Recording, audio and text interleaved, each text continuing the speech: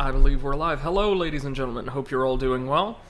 And right on time, the neighbor's dogs start going off for the first time today.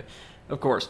Hope you're all doing well. Welcome to today's stream. It's another, at least for most of my audience, late night stream of Hollow Knight. I'm sorry I've not been streaming a little bit earlier in the day. End of the semester means a great deal of work all kind of hits you at once, you know, and so you've just gotta spend those mornings and afternoons slugging your way through. I should be done within a couple days with most of my responsibilities, though. So we're rapidly approaching a time when I'll be able to devote way more time to the channel, or at least start streaming more consistently. So, really looking forward to that. Give me just a quick second to grab a drink here.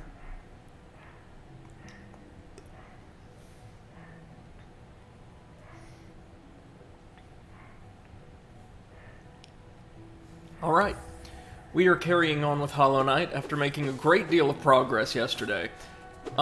Exploring a ton of new areas, several of them kind of unintentional.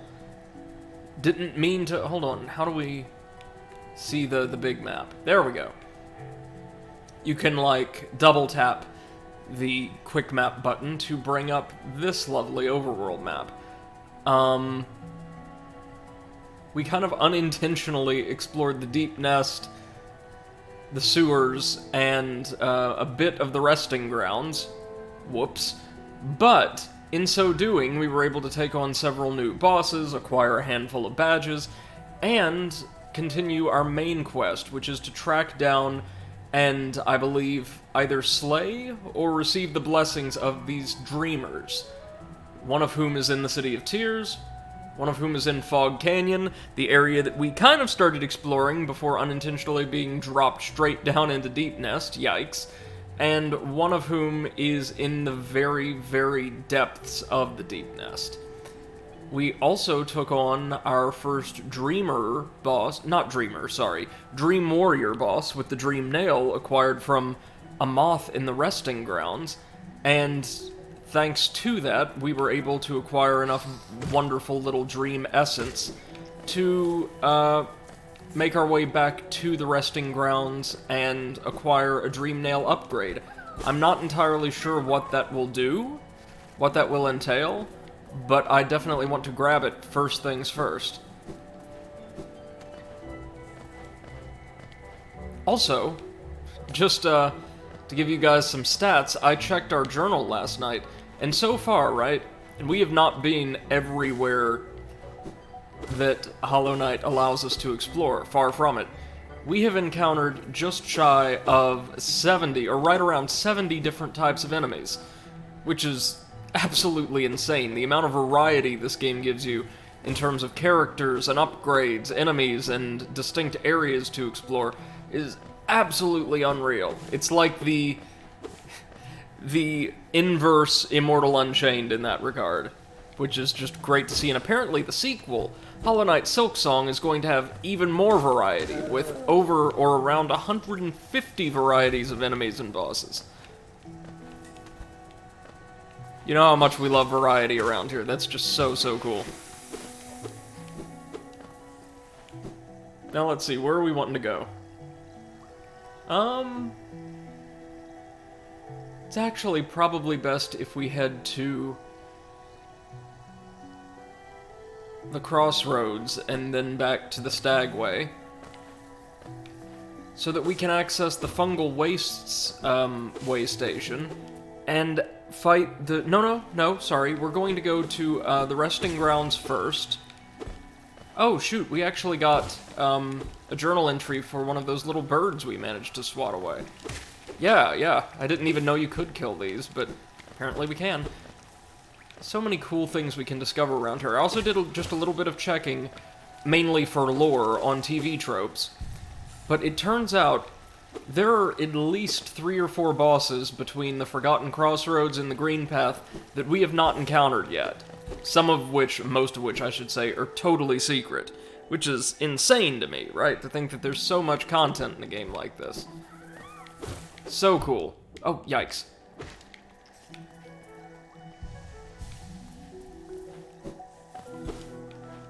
Oh, got some Geo, which we will need to come up with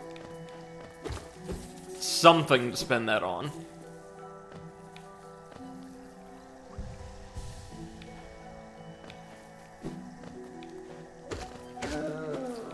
There we go. Oh, yikes.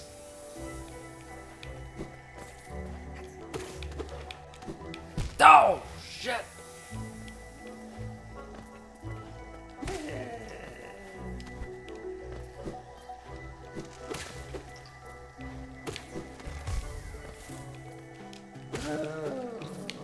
These explosive husks aren't too dangerous, but like any good Souls-like, you can't let your guard down entirely, even when revisiting early game areas that you can definitely just, like, slug your way through 9 times out of 10. These areas can still be dangerous. Now, let's see. We're going to head back to the resting grounds, do what we can there, get our upgrade, then head to... Oh wait, we can just head to the resting grounds from here, never mind. That's probably the smartest thing to do. Then head to the fungal waste to battle the Dream Warrior there, Elder Hu, whose grave we found pretty early on in the area, I want to say. Then, once we've done all we can, as far as upgrades and exploration and all of that, that's just really accessible right now, I want us to head to Fog Canyon to see if we can't find our way into the Dreamer's Shrine there, or the Dreamer's Archive. We were quite close to it when we discovered that false wall that led to the Moss Prophet's little atrium earlier. Hey, Eclipse, welcome to the stream. Hope you're doing well, and great stream of your own earlier today, man. It's one of the best damn Onryoki fights I've ever seen. Going through the entire game without using a living weapon is going to be a really interesting challenge, but it seems like you can do it. Now wait, what's on the other end of this hall? We've been here recently, haven't we? Yeah, we have. Oh, but we managed it that time.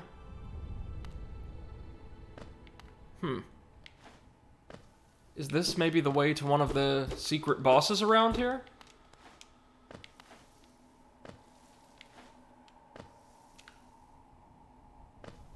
Interesting that they're giving me tooltips this late in the game. Whoa. Yep, this looks like it. Eclipse says, ooh, secret bosses. Yeah, I did a little checking. Mainly just for lore on TV tropes, but there's at least 3 or 4 bosses in the Crossroads and the Green Path alone that we have missed. This game is that content-rich.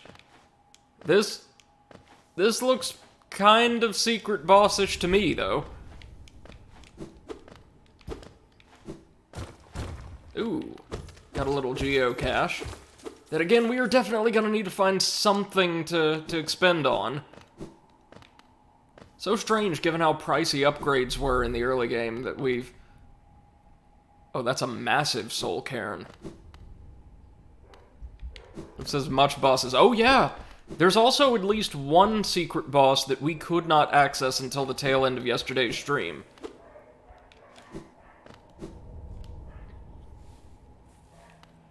Yep, this is it, alright. See all these corpses lying around?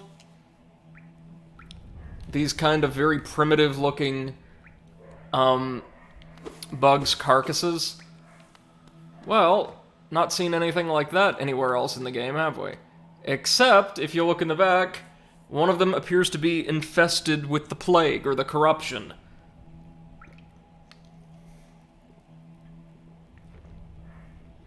It's boss time. Eclipse says, when I saw the Onryoki happening so early, I was like, huh, well, I'm here already. Well, bye, sanity. Yeah, it's crazy that that's the first, like, proper boss in the game, or second, isn't it? Because it is legitimately one of the hardest bosses in the game, too. Anyway, meet the Brooding Moloch.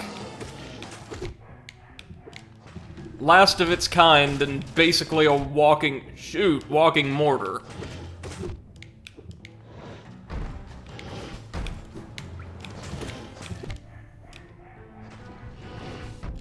Oh my god. Oh!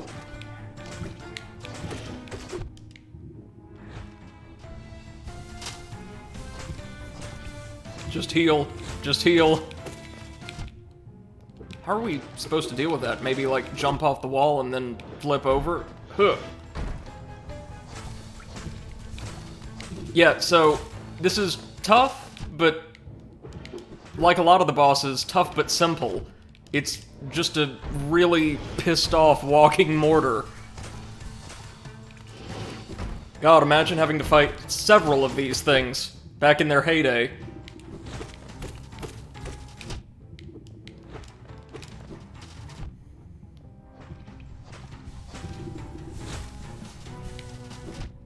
Yeah, I guess we've got to jump over it when it shoots off a massive load of... Oh, got it! Got it, though. Fortunately, with Soul Drinker, as long as we can consistently land attacks on our enemies, they can't really burn us down. It says the jump in difficulty is huge. Yeah, and then, oddly enough, it kind of regresses, at least in Neo, for the next few story chapters. Now, some of the early game secret missions, not secret missions, side missions, can prove about as difficult. I'm thinking of one in particular. I'm sure you know which one I'm thinking of. But it doesn't get much harder than Onryoki for a very, very long time. Speaking of, why don't we head to the Ancestral Mount? Eclipse's Soul Drinker seems very useful. It is. It really, really is. It's the only thing that kept me alive through that. And through the No Eyes fight as well. Hold on, is there a little ledge up here? There is, but there's not anything we can use it to access. Let's see if there's a bench in the Ancestral Mound. And if so, we'll be in good shape. If not, we have to head back to Dirtmouth to access a bench, because, believe it or not, we're right next to another boss. Flip says, actually, I have no idea. My memory's all muddled. I'm sure it'll be jogged when I'm there. Yeah, probably. Probably. Is there anything else that the Snail Shaman can give us? Okay, there... He says as much as he is unable to do anything for us. Alright. Well, we are 12 minutes into the stream and we've already brought down one boss, so I'm very, very happy with that. The Brooding Moloch is tougher than I expected, based on what I've heard about it online. I assume most players fight it when they have a little bit more health or a stronger nail, but yeah, it was pretty tanky. But fortunately, so were we.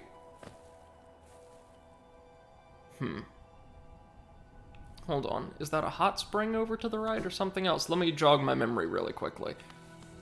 And also, yeah, it appears to be. Also, while we're here, just drink up a little bit more soul juice.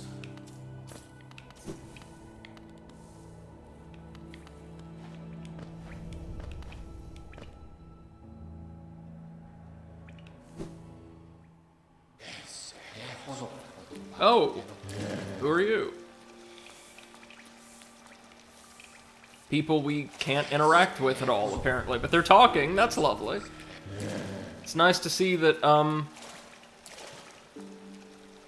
some of the bugs in the kingdom are still alive and sane and perfectly well. That's the thing about this game's world compared to, like, your standard Souls-like, is it seems most of the ruination that we're experiencing, even within this small, fairly geographically contained world of sentient bugs, is centered entirely around the ruined kingdom of Hallownest. Most of the rest of the little buggy world seems to be perfectly fine. Or largely fine, at least. Oh, what's this? Cache of Geo. And that's it. Okay. Oh, and they're gone already, so I guess that was just a little Easter egg. That's nice. This game is absolutely festooned with them. Glib says, everything hasn't gone to crap unlike 90% of Souls-likes. Right.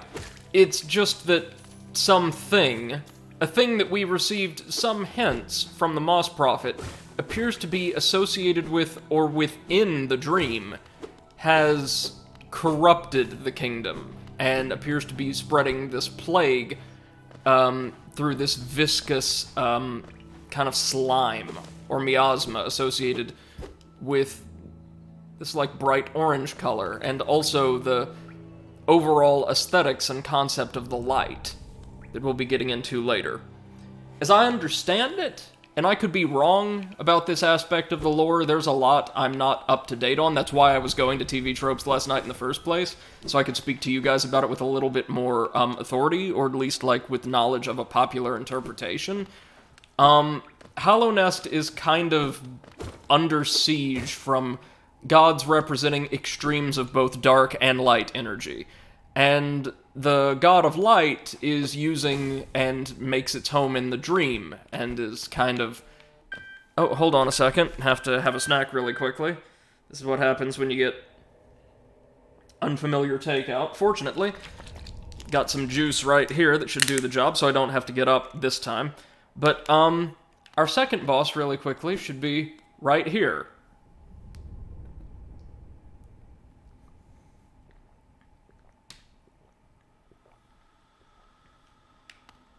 So do you remember that our dream nail can be used to interact with the dead? Yeah.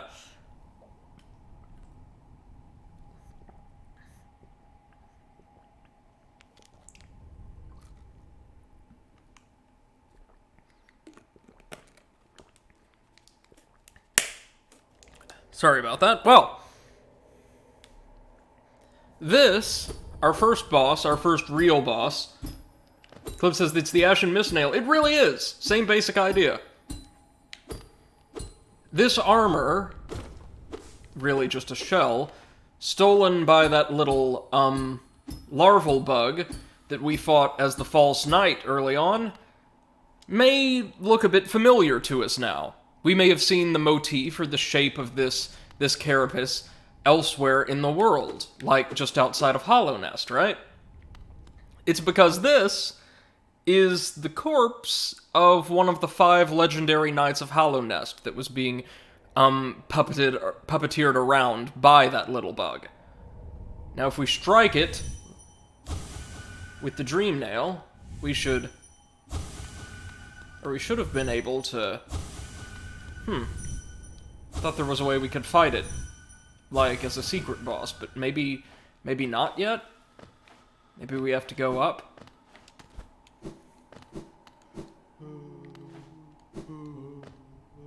Yeah, I can hear some crying, some, like, moaning. Hold on. Let's climb our way up here.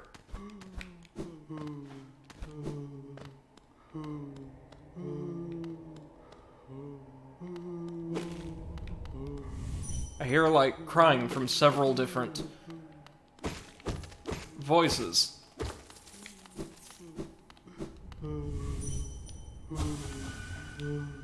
Hello? Show yourself? Is there... Our target's clearly around here. I can hear a disembodied voice. That's usually good enough. Maybe we need to upgrade the Dream Nail by going and speaking to... Nope, hold on. Yep. Look. More of those, kind of maggot-looking creatures were mourning their brother. But it's alright. Cliff says he's napping. Your Dream Nail is not a good enough alarm clock. Nope. We can't fight the Knight. The Knight is long, long gone.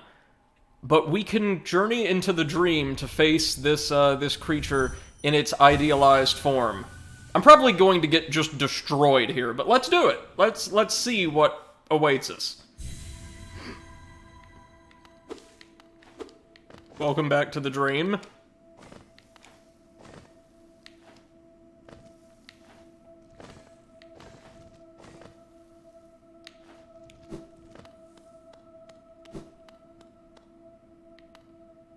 That looks kind of boss arena-ish. Is it? No. Oh, yeah, it is. Here we go. The failed champion. Oh, my. Look at the size of those shockwaves.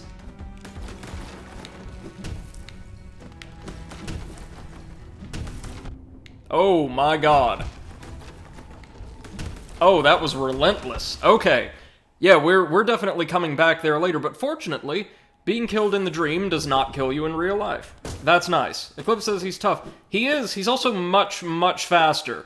But if you notice, one thing I will have to bring back to this fight when we challenge him, probably near the end of the playthrough, is we could use our nail to swat the falling boulders directly into him, which I'm assuming is the principal means by which we're intended to actually fight him. Like, actually deal damage to him. That's interesting, though. So see, there's a lot of bosses that will leave behind physical remains that we can then use the Dream Nail on to challenge. We can also use the Dream Nail on regular enemies to get some of their residual thoughts, which are usually very dark and eerie.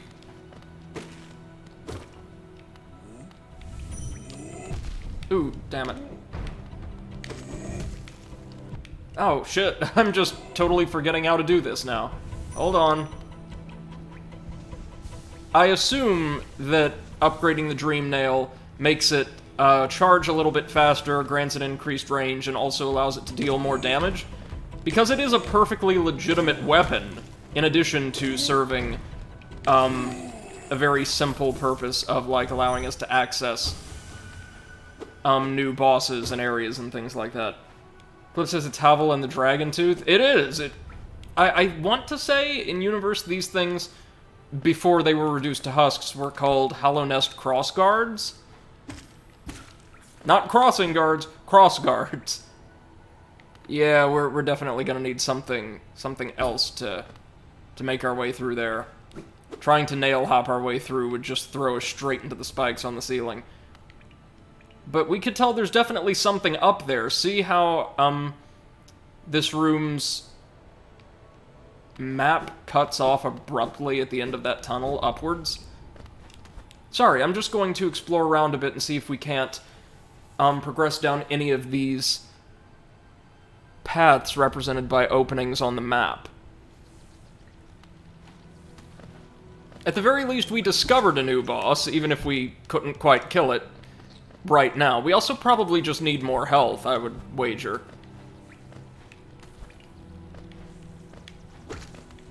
I know as well, I think using the Dream Nail, even though he's not dead, we can fight a tougher version of Dung Defender, who would honestly probably be easier than the failed champion at this point.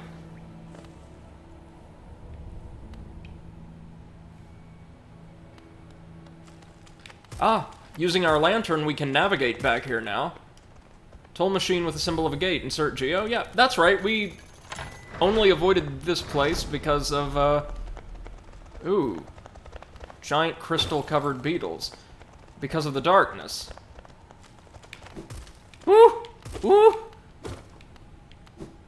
Is this maybe going to be a back way into the Soul Sanctum?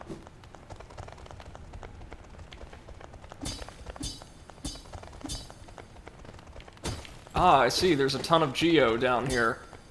And we can damage them, but only from the front.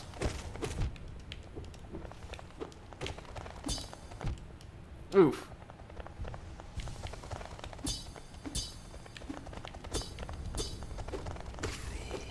Got him. Okay, that wasn't too bad. I was afraid they'd be really tough, but turns out, nope.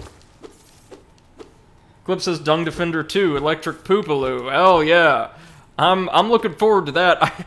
I think you actually fight a version of him from much earlier in life, and I could be entirely misremembering this, but I believe the only aesthetic difference, and in fact the joke, is that his shell is like a pristine white. Oh, this is Crystal Peak. Oh, shoot. Well, this is one of the last areas in the game that we had yet to discover yesterday. And, suffice to say, it's also a place we're probably not really going to be able to explore in depth until much, much later. It's the site of a massive industrial operation being carried out under the auspices of Hallownest. These crystals have some kind of magical application, I believe. They resonate with soul energy particularly well. And so they're in high demand in Soul Sanctum and the City of Tears, more broadly.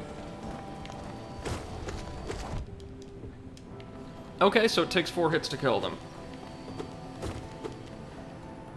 That's not too bad. So I think we're going to stay away for a while, but it's nice to know that we found an entrance to Crystal Peak. What's up here? Just going to see really quickly if there's an easily accessible stag station, or if our cartographer is around.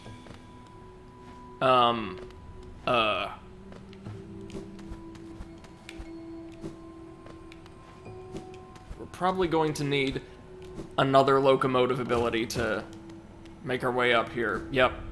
And I know for a fact we do get one such ability, not entirely sure how useful it is, from the Soul Sanctum.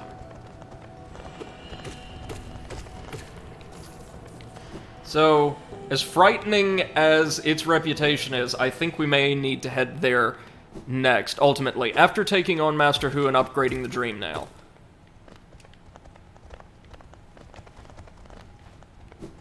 I love this game's world layout, though. There's something brand new and totally unique, usually very atmospherically striking, to discover in every direction. It's amazing.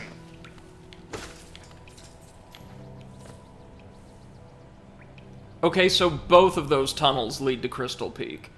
The mine does as well. That's kind of what I would expect, but alright.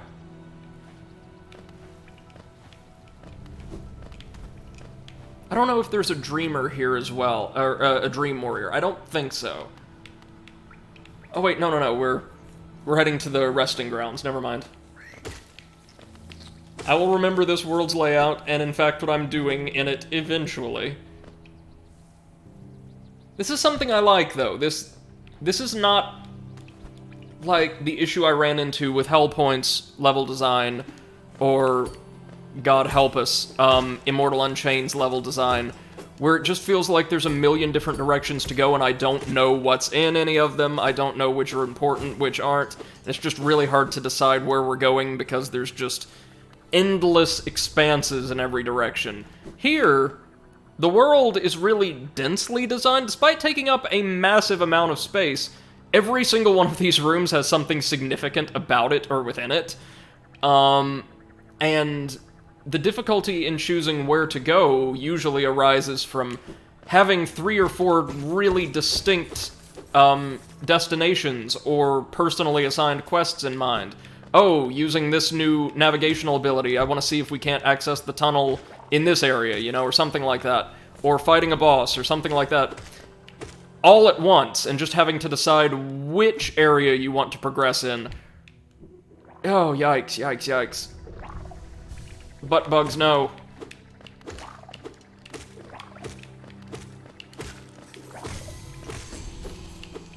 Did that one give us Dream Essence?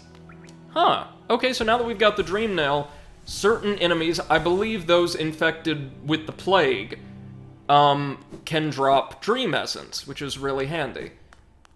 Let's go ahead and call the tram.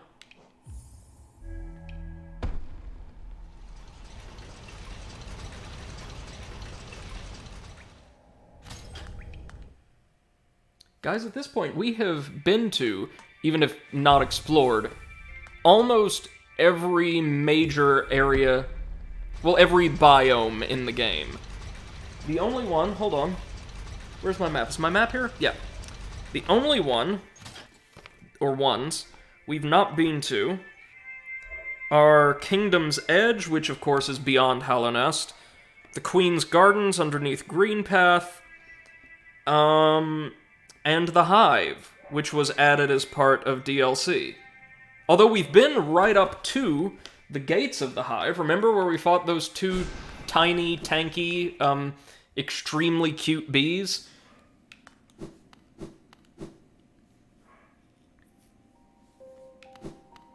So yeah, there's scores more to do. We're nowhere near halfway done with the game, but we've seen a lot. Okay, the resting grounds. Here we go.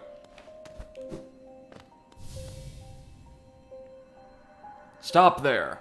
Those who try to leave this kingdom are cursed.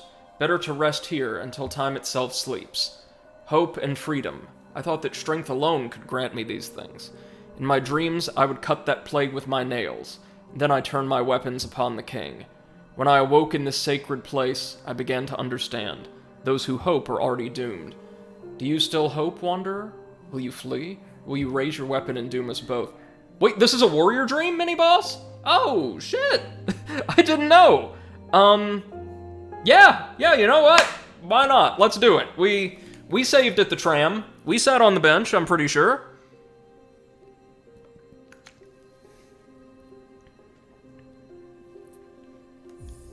What do you got for us? Oh, it's this guy. Yeah, so he's going to play boomerang with these lances, or these nails. More or less throughout the entire fight. You'll notice a recurring theme for the Warrior Dream fights is they, since they're apparitions, do very, very little to attack us directly. And instead they manipulate various, like, psychic projections. None of them, as I'm aware, are more passive than No Eyes. Or I should say, have their attacks further removed from their physical form than No Eyes. But most of them are like this sucker. Man, I'm playing Dark Souls and he's over here playing Titan Souls. What's going on with that?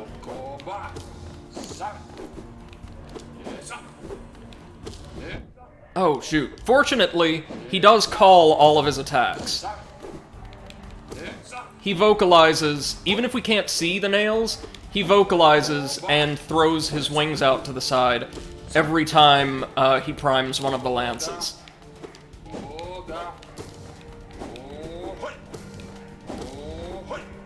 Notice he didn't get a name. We didn't get a splash screen. Oh, got him! That was really easy, actually. Nice. Oh, 0. Now we see. Thank you, Eclipse. I appreciate it, man. Eclipse says, that almost looks like an armored Deoxys from Pokemon. Oh my god, it does. Shoot. Eclipse says, you're chunking these bosses. I know, I'm not good at this game? I don't think so. I've seen some people who are, like, godly. But I'm doing much better than I thought I would. I can see now. Those who turn against the king are doomed as soon as they raise their weapon. Do not call me a traitor. Simply call me a fool. I know you will not flee. Wherever you go, I'll be watching. And he'll give us another massive parcel of radiance. Just 100 from him. So, oh, you know what I bet it is? I bet he was so simple, especially compared to, like, say, No Eyes, because right here in the resting grounds, we were intended to fight him as, like, our first Dreamer battle, as something of a tutorial for how these work. I see. Thank you, Eclipse. I really appreciate it, man. I'm always happy to learn games like this. Now, something about the Dream Nail that is not made explicit to you on the front end when you acquire it is that it's not just used to interact with enemies or uncover your allies' innermost thoughts. You can also use it to absorb the essence of any spirit in the game, which you can now see. There will be, like, ghosts, characters with their own lore and dialogue, populating various areas of the game.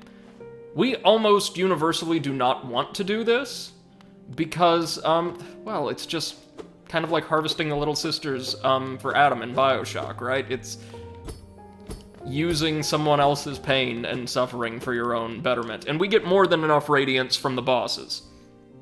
Clip says, yeah, you learned the games I bend over for him. Well, you could always try doing this game, while gathering as few mask fragments as possible, some of which are absolutely mandatory. And, maybe go for the true Pantheon of Hallownest that way, which, oof.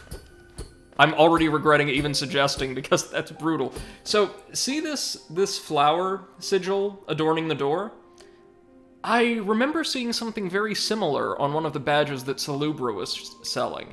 So maybe that badge will allow us to cast open the door? Or we'll need something from an area marked by the same sigil to access it?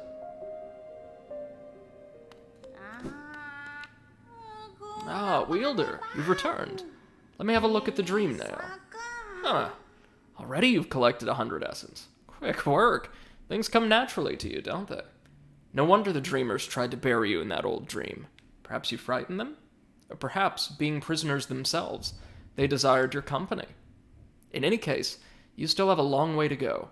Take this old trinket as encouragement from me, and return when you've collected 200 essence. Okay, so we got something worth a few hundred geo. Ah, your dream nail holds over 200 essence. You're proving your talent in its collection. Have you seen that great door just outside? My tribe closed it long ago and forbade its opening. But as far as I can tell, I'm the only member of my tribe still breathing. That means I needn't feel bad about breaking a taboo. As proof of my belief in you, I'll open the door. Nice! So there will be, like, some additional upgrades back there. The door's open and you can hear the glade beyond it. Listen closely in there, and you may hear the utterings of bugs long gone. Oh, I know what that is. So you've collected 300 essence. Yes, I can see the dreams of this old kingdom are starting to cling to you. Very encouraging. You've certainly made my dreary work here more exciting. Being the caretaker of this place hasn't been very stimulating. I shouldn't complain, though. Tending these graves and guiding the wielder, all penitence for old crimes. Certain things have to be kept in balance. Take this trinket for your efforts, and return with 500 essence. Keep up your tireless work. Oh, shoot. Y'all, you know what this means, right? We can use the pale ore to upgrade our nail even further. Oh, yes. Alright, let's head on down to our Stagway station first and head on over to the nailsmith ASAP. Woo! This is exactly what we need. Clip says, I'm sure I'll get to Hollow Knight at some point. Yeah, man, I think you'd really enjoy it. I'm usually pretty skeptical of games that receive, like, near universal acclaim, just because I know my tastes can be a little different from a lot of people's, right? But this game deserves all the adulation it's received and more. Like, outside of the traditional, like, Dark Souls action RPG formula, this is one of the most enjoyable... Sorry, outside of Dark Souls and, like, maybe the Yakuza series, and A Hat in Time, this is maybe one of the most all-around enjoyable experiences I've had with a video game in ages. It just feels so good. Speaking of, Pimp Guard. Good to see you again. Yikes. And the sequel, currently in production, Silksong, is going to be set in an entirely new kingdom with its own lore, its own mechanics for Hornet, who's going to play very differently, apparently. And, get this, over 150 unique types of enemies and bosses. One of the things I love the most about this game, as I said earlier in the stream, is its remarkable diversity in areas, in characters, in enemies. Like, unique enemies that only show up in 1 or 2 screens and have a lore-defined reason for only appearing there. This game's world and its mechanics were designed to synchronize with each other so well. It's, in a way, a lot of its design strikes me as like an anti-Immortal Unchained, right? One of the big issues Immortal Unchained had, for me anyway, as like the lore guy, was it had this complex, developed lore that wasn't reflected in the actual world design or player experience at all. Like, you read about all these different factions and species and locations, and most of them just never appeared, or if they did, it was implicitly as the drones of the, like, glowing green NVIDIA undead army. But here, every area has its own unique feel, and its own unique inhabitants, its own unique culture, and you get to not only see that, understand that as you access the lore and the characters, but you feel that as you fight enemies and maybe navigate obstacles that don't appear anywhere else in the game. It allows each aspect of the game's world, each area, to feel like a truly different place, instead of a different skin overlaying the same place, constructed from the game's, like, assets, if that makes sense. Now let's not impale ourselves on the elevator if we can help it. Hello, Pimp Guard. We gonna be able to, like, strike down Pimp Guards in 2 slashes? after we upgrade this baby.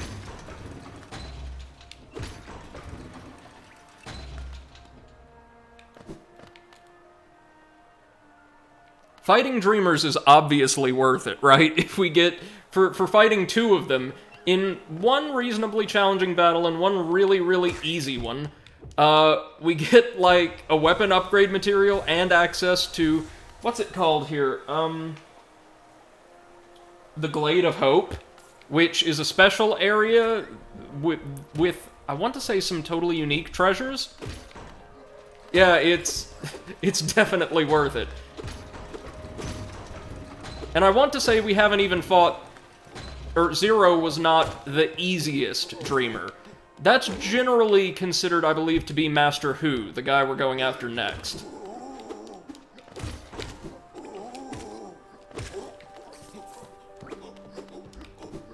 Clip says, lore is always hard, because there's always got to be gameplay concessions. Like, to use an example we recently spoke about, a dragon as badass as Calamite would be insurmountable lore-wise, but in the game he's got to be beatable or it's not satisfying. But if your world just straight up has nothing to do with your lore, then what's the point? Yeah, exactly. It creates the feeling of a completely disjoint experience, where somebody's pitching their, like, D&D setting to you, while also making you play through a fairly uninspired third-person shooter that has nothing to do with it whatsoever. And it's like, digging into what I could unravel of Immortal Unchained's lore that wasn't just Ragnarok retold, there's some interesting stuff there, absolutely. But I always found myself saying, man, I would really like to see how they implement that. I would like to see what they mean by this, that, or the third thing. And the way the game was developed, you just kind of couldn't.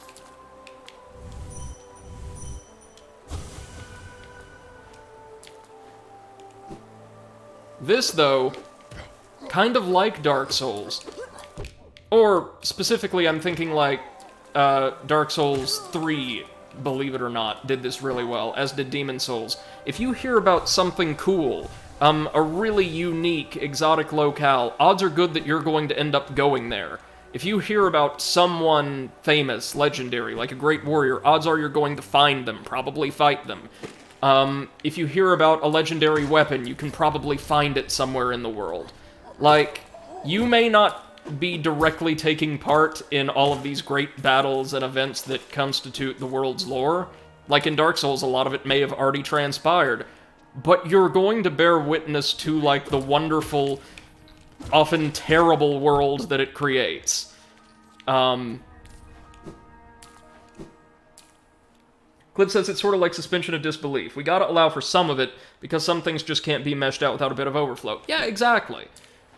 What I love about this game is that they did the best they could, like integrating, you know, over 100 unique types of enemy to give certain biomes and certain, maybe individual screens their own flavor. That's really cool. It probably feels more different than it is mechanically, and that's great. Yeah, we will happily give you... That's a lot of Geo, but it's worth it. Take that pale ore. Take it!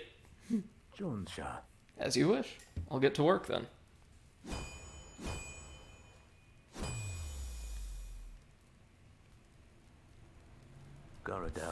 There we go. The reforging is complete. I've added a channel to your nail. It should cut much more efficiently. You'll find it stronger than it used to be. Head out there and test its blade against your foes. So we now have... Oh, look at this, the channeled nail! Woo-hoo-hoo-hoo! And we get, like, a new graphic for it every time. Even if it's not reflected on our actual character model, its icon in the inventory changes accordingly. I love that. Huh! Oh, dashed right into him. Okay, so some enemies that took 2 slashes still require 2, but maybe we can cut down a pimp guard in 3? Yes, we can. Yes, we can. So, we are getting appreciably stronger. I like that. I really like that. We're also getting very consistently stronger. Clip says you can feel the effects of Dark Souls lore even if you aren't directly involved. Yes, exactly. That's the best way to put it. We can look around and see the remnants of great cities in absolute ruin, or get to see what happened to the residents as they come attack us in twisted forms. It's not just, oh, there was a war, now there's a lava world with lava enemies, woo! Yeah, yeah. Or the lava world being accessed without any kind of portal or anything like that, directly from the forest world, because, I guess they were fused together or something, whatever.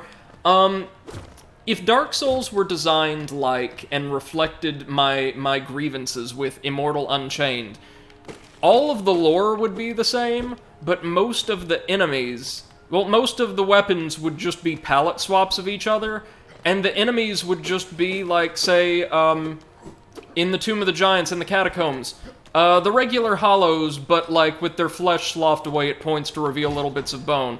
Or in Lost Izalith, regular hollows, but like red and with glowing veins, flowing with magma. Basically, if the environment and encounter design for every single biome worked the same way it did in the Duke's Archives, that's how you would get a Dark Souls that felt like Immortal Unchained. Eclipse says, even the Demon Ruins, as shit as it was gameplay-wise, has a really cool backstory as the epicenter of a shitstorm. We met the Black Knights, and now we meet what they fought. Yes, and, at the very least, while the area was festooned with enemies that were just reskins, not reskins, actually, just like slightly smaller versions of early game bosses, due to, time constraints and development, there is an actual justification for that in lore as the Bed of Chaos, like, going completely out of control and just spawning the same 2 or 3 demons from a pallet over and over again. Oh, shoot. Okay. Now let's go see if we can't find Elder Hu's grave. It was to the north here in the Fungal Waste, so maybe northeast? Oh, shoot, right, we've got to...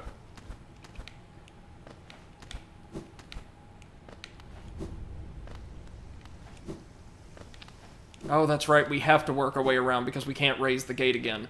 Which is kind of lame, but, I mean, no big deal.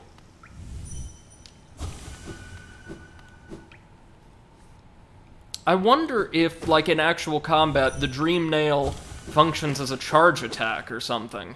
Or if it just has a utility based around access. Well, we can head back to the crossroads, at the least. Now, in addition to the Soul... Well, I said we could, guess not. In addition to the Soul Sanctum, there's 1 or 2 other towers that serve as their own, like, semi-separate areas in the City of Tears that each have their own, like, ecology and bosses. One in particular is a lot of fun that I hope we get to discover today or within our next couple of sessions. Down we go.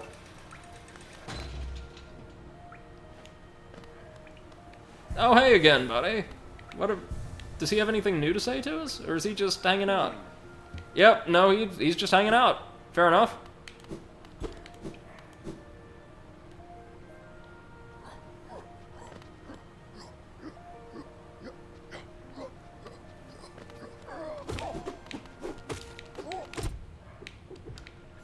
There we go.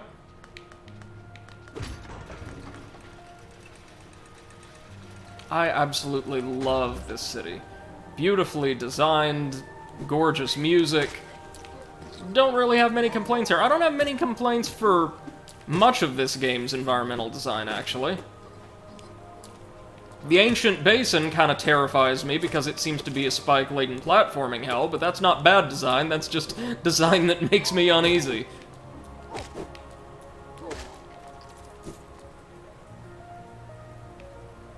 So again, we're going to go for Elder Hu first, then the Soul Master in the Soul Sanctum. Real quick, let's sell, what little tchotchkes we have. Extra 650 geo. That almost makes up for the cost of our upgrade.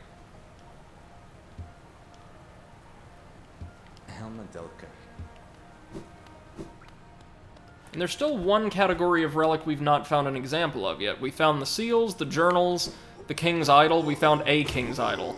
But apparently there's one more type. Oh, shoot! We can bring down, a large pimp guard with a single, or a single. 3 strikes now, 1 strike less, which is honestly really impressive given, the fast pace of this game's combat.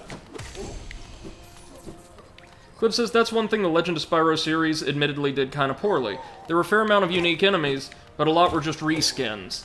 It's literally an all-conquering army, so it makes narrative sense, but I think it needed more unique encounters. Oh yeah, definitely, definitely. I remember that from my time with one of the games in the series. But, in the case of, like, what we're discussing with, say, Immortal Unchained, our favorite, terrible game, even, like, legitimate reskins, or palette swaps, or no, legitimate reskins that were more than just palette swaps, and communicated some kind of greater significance or distinction in lore between enemy A and enemy B, would have been greatly appreciated, and we just kind of didn't get that.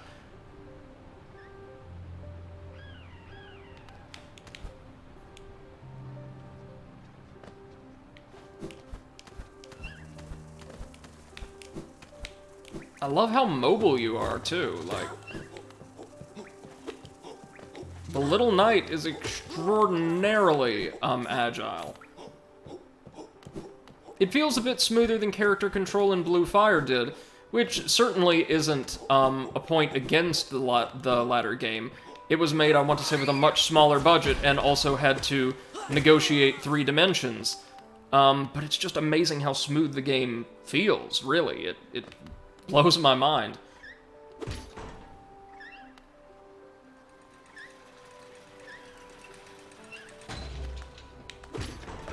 Now again, I'm really curious to see how we end up doing in the Soul Sanctum, because people in chat, as well as people on the internet, have shared absolute horror stories about that zone. And its boss, the Soul Master. Clip says, I've heard the Legend of Spyro series had an ass budget, and they probably spent too much of it on VAs. Yep, they had a really high-profile voice cast in, I want to say, at least 2 of the games. Hence, Spark's voice actor changing, I want to say, almost, if not every single game. And, the actual production values, when I look at not just graphics, but, like, kind of how the game appears, or what I remember the game working... what I remember, sorry, of how the game worked mechanically, it did seem like it had a tighter budget relative to what they were trying to achieve than the original Spyro trilogy did. So not a smaller budget. Obviously, for producing on more modern consoles, you'd need a much larger one, but proportionally smaller compared to, like, the goal. Also, did a little reading in the journal, the lore. The Flying Pimp Guards, or that model of the Flying Pimp Guard, and the Mantis Queens are actually using, lances in lore. Like, that's what these weapons... Not these weapons, but, like this weapon is supposed to be. They're called nail lances. So we were right. The Lancers are a little tricky to pin down without solid footing. Clip says, Cinder's VA changed a lot too, though to be fair to her, her role changes in every game. And yeah, they had Gary Oldman and Elijah Wood for all 3. Yeah, that's crazy, man.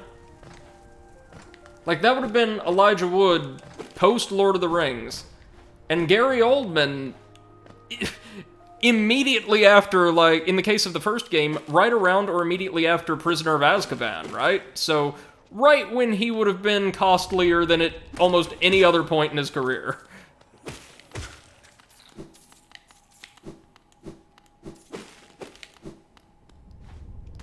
Like, I love the idea of prominent, like, celebrity voice actors, but come on, use the industry stalwarts, the, like, really big, extremely talented voice actors we already have, because, A, they're probably going to be more affordable on the whole, just a little bit, and B, they're going to turn in a much better job. Clip says Oldman didn't stay long in the Eternal Night, but he had a few decent lines. Yeah, he played the antagonist, right? Okay. Where are we?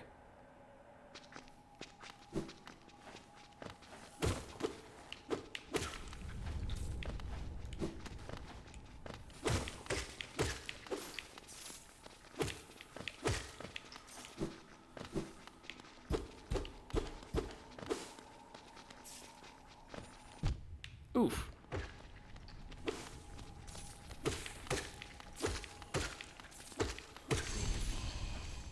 We're filling out that journal slowly but surely. I love seeing that. As Eclipse says, no, he was Ignitus. Mark Hamill was the final antagonist. But seriously, shoot! Well, no wonder the series kind of struggled. You would have to sell like hotcakes in order to make up for that voice cast alone. Man. Yeah, it's really cool, yo, but not worth it. Not worth it. Okay, no, we want to head to the fungal wastes now. And I think the quickest way to go, well, if we head down here and then hit the stag station, that ought to do it. Clip says it's actually kind of sad to think about. I love all their performances, but they blew way too much budget on the VAs. Yeah, too many games spend irresponsibly when it comes to celebrity appearances in some form or another, like Hollywood appearances, I should say. And honestly, like, graphical technology is way too costly in a lot of modern projects compared to, like, what they're really wanting to achieve.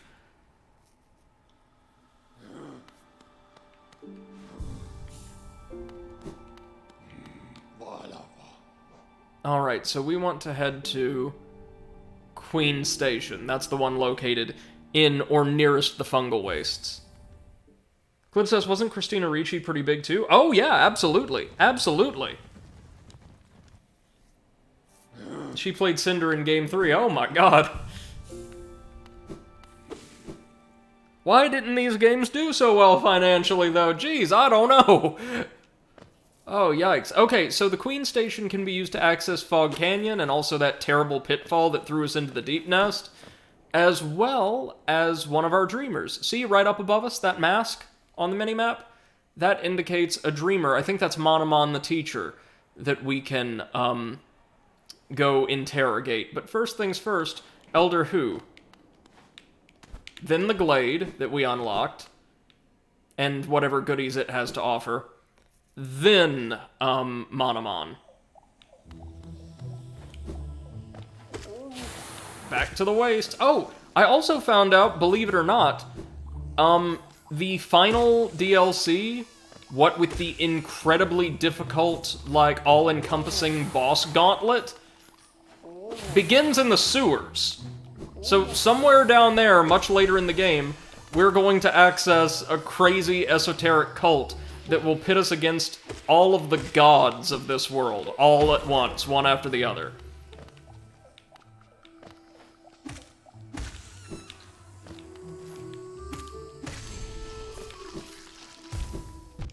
Also, the little fungal creatures that inhabit the wastes are considered a totally unique tribe of life form and have their own very rudimentary hive mind and culture.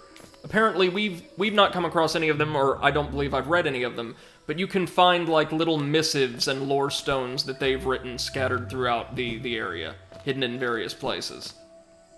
Clip says, then the next games we'd get would be Skylanders. That just used Spyro's name to sell. Just come on, guys, you made decent games, but they could have been great if you were more responsible with budget. Yeah, the Skylanders games bother me for a number of reasons. Not the least of which was, well, first off, not really being Spyro games at all, but also using a really exploitative model to, like, encourage children to participate in recurrent user spending. Or let's call it what they are, microtransactions.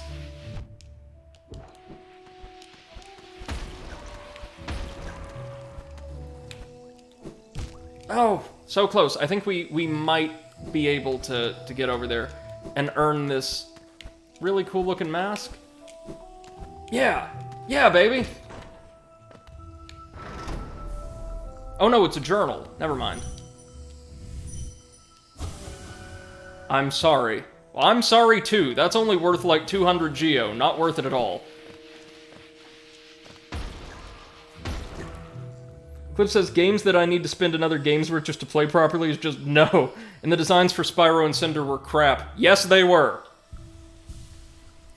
Spyro's a little more so, but yeah, they were both really, really bad.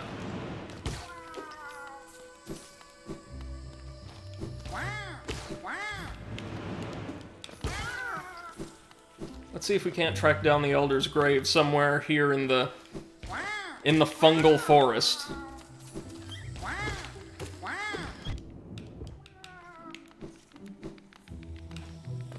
These large fungi are called, I think, like, Shroomal Warriors, which is just an amazing title. Look, the air is literally, like, thick with spores. That's in this one area, too. That's so cool. Clip says, Cinder's one of my favorite characters in gaming, but more for what she could have been, not what she was. Oh, I know that feeling. Seeing, like, lost potential in games is always a really, really painful thing. See also my entire experience with Obsidian Softworks' Alpha Protocol. A game that could have been, should have been, legendary, but wasn't. Eclipse says her villain design was awesome, but they didn't have enough interaction with her. Wrote her out in TEN, then in DOTD, they were just spamming through the story. Yeah. I remember it was DOTD I played, I believe. She seemed kind of auxiliary to the plot, really? Oh, that really large mushroom, by the way, is called a Shroomal Ogre. And, like all the other fungal enemies, is absolutely precious.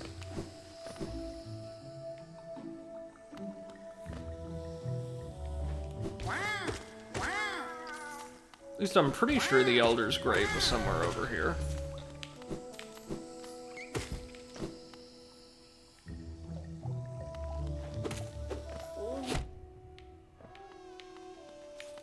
Seeing lots of chains and the like.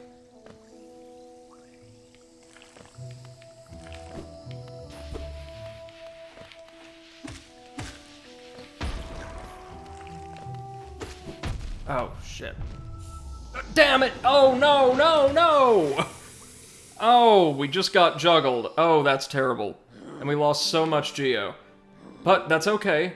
We're right here. All we have to do is hoof it back across the waste. Eclipse says she was auxiliary to the plot, got powers because potatoes. When in a new beginning, she was a one-dragon army. Literally, dragons were starting to win, and Cinder came and ripped him a new one single-handedly. Right. That was the game where she was the final boss, right? The first one? Well, that was painful.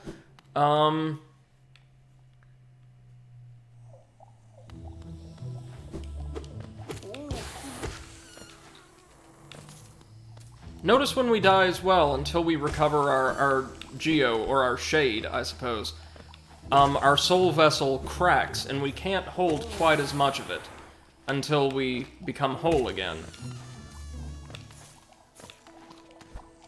Penalty isn't significant, but it is an interesting little detail, I think.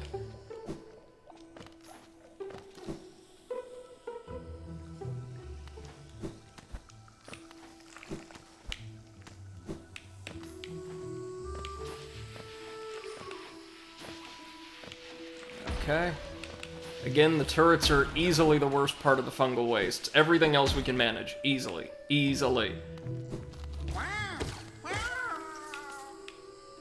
Oh wait, no, this isn't where we want to go. We want to keep climbing up.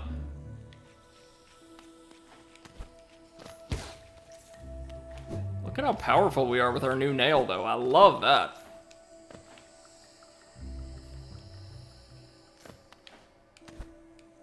And you know this is not even its final form. We can create, like, either the pure or the perfect nail later into the game with more pale ore, and oh, what a wonderful weapon that'll be. I'm seeing us cutting down husks in 1 attack, pimp guards in 2. Oh, it's gonna be beautiful. Maybe we can even get through those giant red sentries in under 5 minutes this time.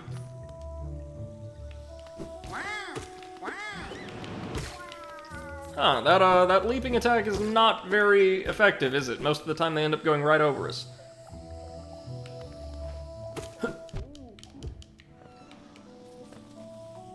Flip says, but she also barely speaks to you in that game when they want her to be a character later. Have her taunt you, let us see how she is more than just a conqueror, make us feel sympathy for a young prepubescent dragon who was mind-fucked and twisted into being a war machine. Then actually use her in the game, and don't make her a damsel in distress who leaves to find her destiny 5 minutes in, only to get caught twice. I love these games, but playing them again is shattering the rose-colored specs. Don't apologize for ranting, Eclipse, it's totally fine, man. No, I see. Wasted potential on characters in any medium is upsetting to see, to say the least. Especially if it's a character or a character involved with plot points or developments that you particularly are invested in. And yes, this is it. This is the Elder's Grave. Here we go. Wait, child.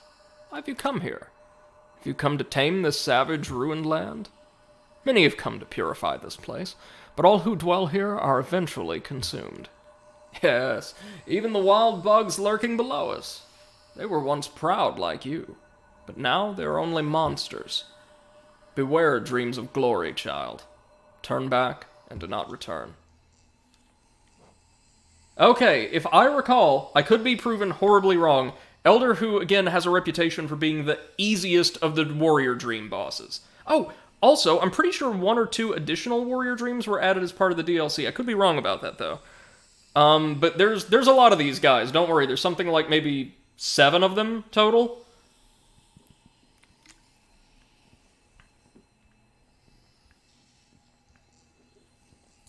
Alright, let's do this. So if I recall correctly, yep, he attacks by dropping these... Oh, shoot. These rings on us. Oh, wow. Okay, yeah, that is tougher than I had expected.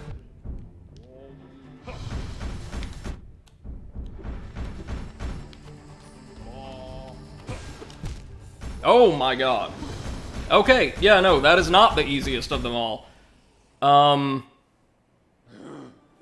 Not for the reason you would think, but because, he never stops attacking. Like, just not for a second. Oh, yikes.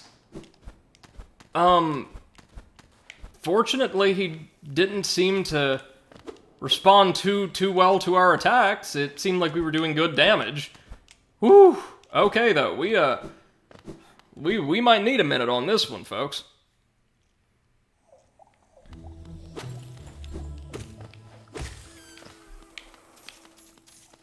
I'm motivated, though, because with all of the essence that he's going to give us, we should unlock yet another fantastic upgrade from our friend the Seer.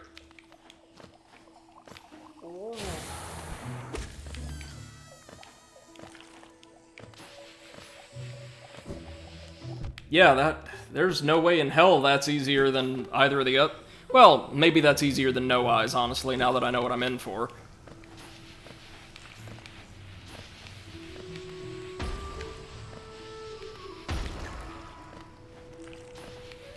Boop, boop, boop.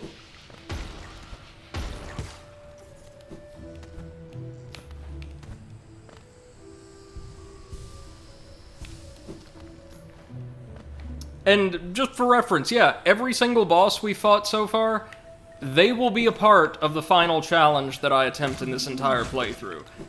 There is, as part of the last DLC, Godseeker, the thing I've alluded to several times over, the true Pantheon of Hallownest, is a massive gauntlet of every single boss in the game, many of them in their more advanced forms, so, like, I'm fairly certain we would either fight both the False Knight and the Failed Champion, or, just the Failed Champion form.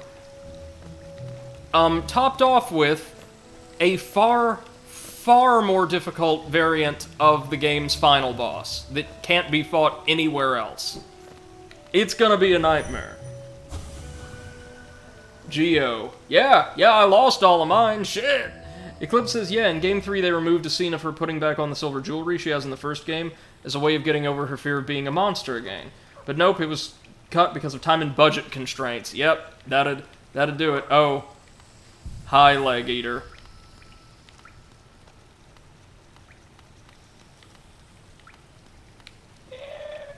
You don't like to be hurt, do you? Or maybe you don't mind. Ugh. Eclipse says all the mushrooms in the background are kind of unsettling, claustrophobic in a way, like a crowd watching you. Given the implication that they're probably sentient, yeah, really. Tell you what, since we don't need our compass for the time being, why don't we slap on that heroic odor? I'm certain this will help.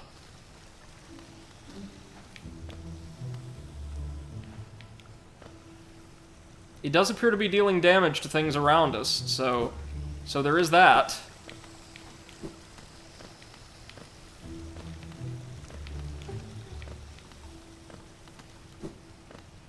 Just watch, this badge is going to win the fight for us.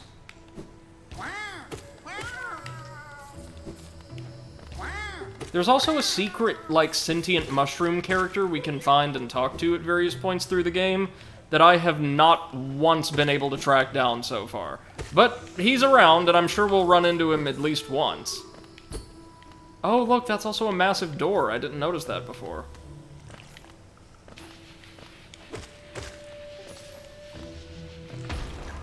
Eclipse says sentient mushroom, nice. Yeah. I've only seen him, like, in wiki articles, though, so I have no idea how to actually... No, Elder Who. Challenge the warrior dream, no. Ah!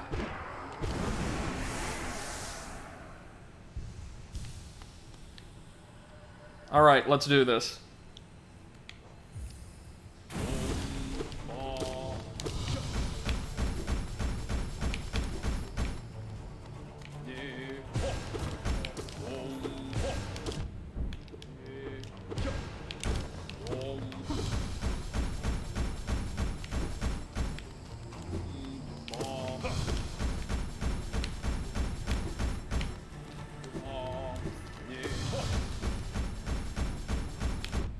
Oof.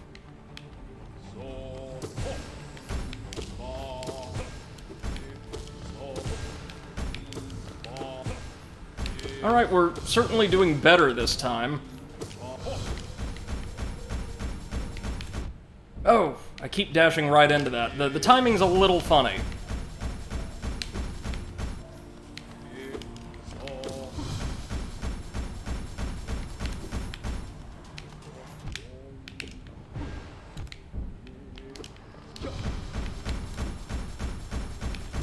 Ugh! Fuck! That is the one issue. Kind of like... What was their name? We don't really need the poop. The poop shell.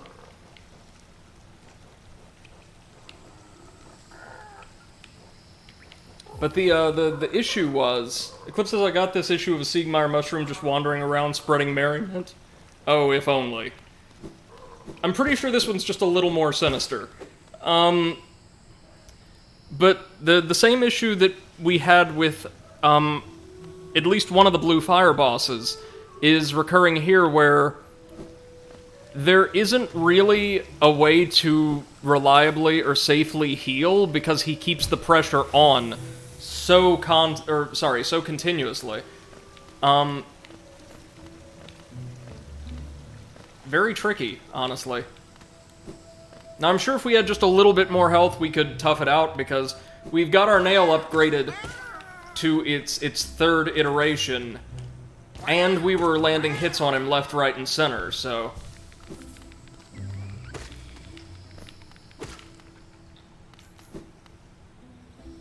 Quizzes, was that the fire dude where you were having issues healing? Yes, sir, it certainly was. Elder Who works similarly.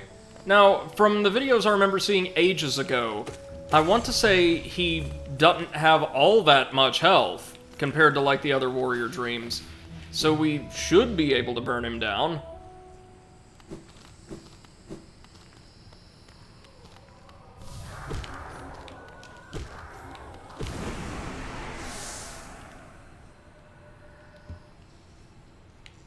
Oh yeah, you're going down, asshole. Let's do this.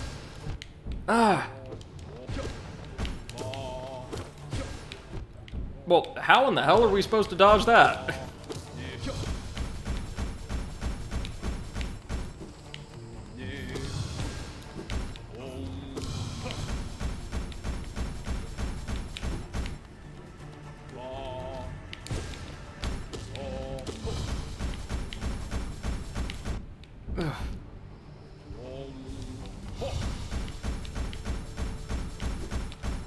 He loves that attack. Which is kind of fortunate because I think it's also the only real opportunity to heal that we get.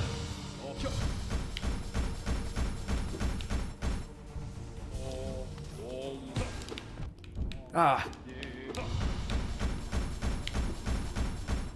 Okay, yeah, we can heal during that attack.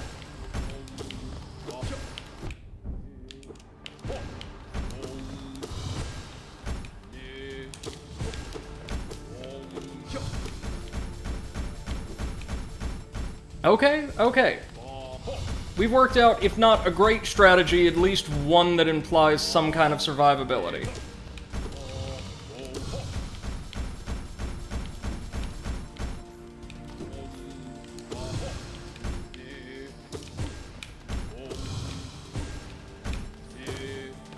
I love the battle music for most of the Dreamers. Like, again, the only one with a unique theme was No Eyes, and that was also very fitting.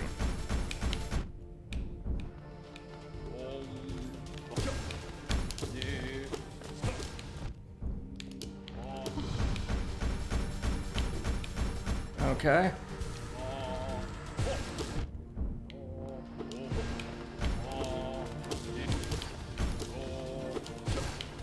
Come on. Got him!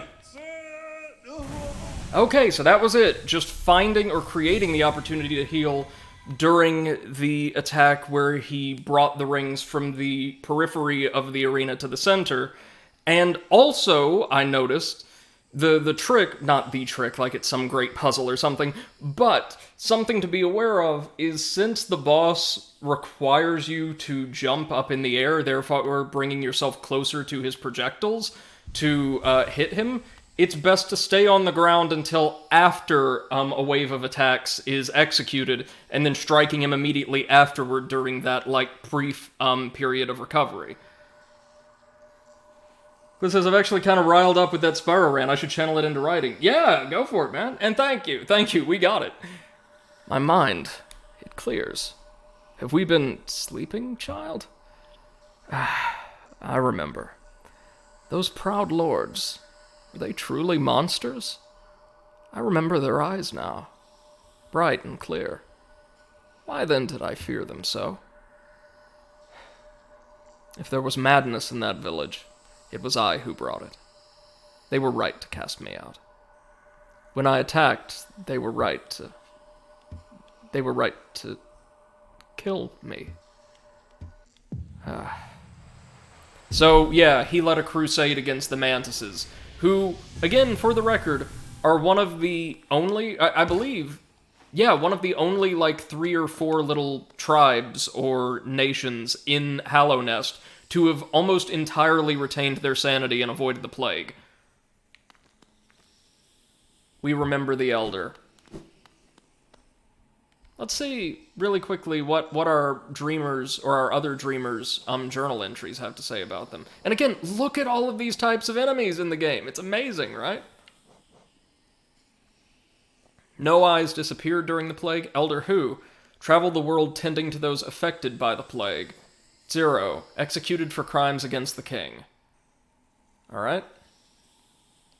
I love the bestiary, by the way, just easily one of my favorite parts of the game. But now that we've got that, we have over 500 essence, and you know what that means. It's time to slither on back to the resting grounds and receive another reward from the Seer before tackling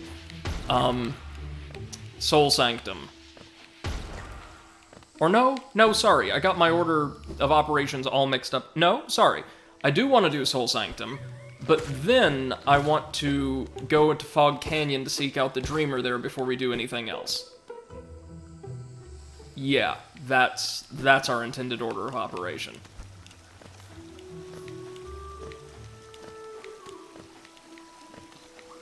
Let's go back up through... Wait a minute. Hold on, there's a little path just up and to the left that we haven't accessed yet. Maybe if we... Oh, this is going to require some pinpoint platforming. Oh, or maybe we can't yet. Maybe we need to find a way to traverse the acid. Yeah, because I know there's something across that massive acid lake in Green Path that we can't access yet. Oh, man. Time to drink, there we go.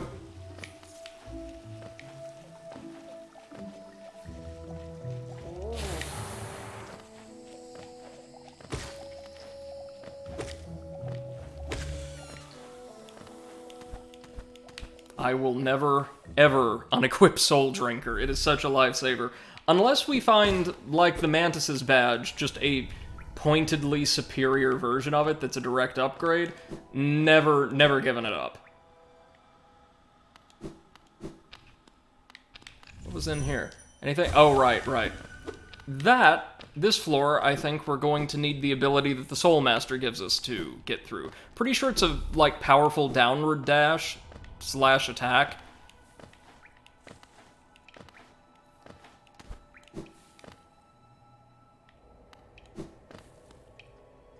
Now let's see what else is in the arena. Or in the area. Listen to me. Oh, more butt bugs. Okay. Oof. Ah, but a hot spring as well.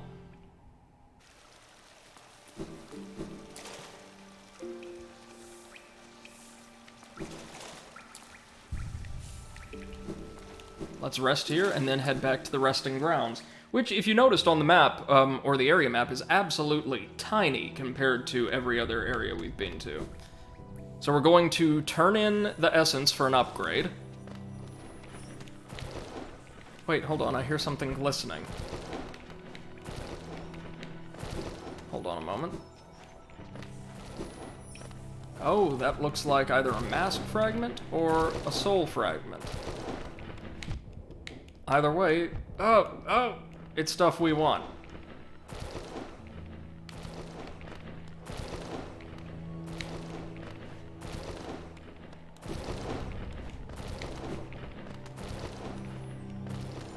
Almost there. Nice, made it. Does look like a mask fragment, so does that give us... Yes! Our second additional mask. Beautiful. Brilliant. Now we're getting to the point where enemies deal more and more damage, so it's not as significant of an upgrade as earlier. Hey, Val, welcome to the stream. Hope you're doing well, man. Hope you had a good day. And that you're feeling better. We have just been cutting our way through Dream Warrior bosses all evening. And also discovering one Dream boss that there's no way in hell we can tackle right now. And it's been super productive. I don't like that I'm having to stream so late due to my workload, but we are getting a whole lot done. And I am, of course, so grateful to all of you who are able to join me at these hours. I know they're not best for most of my audience, so I really appreciate you all. Val says it was a train wreck. Oh, really? Just as a heads up for anyone, for Eclipse and Val, you're more than welcome to join in voice chat, whatever you would like. I'm not picky, especially during these kind of, like, chill streams. What do we want to do? Okay, let's just take the Stagway.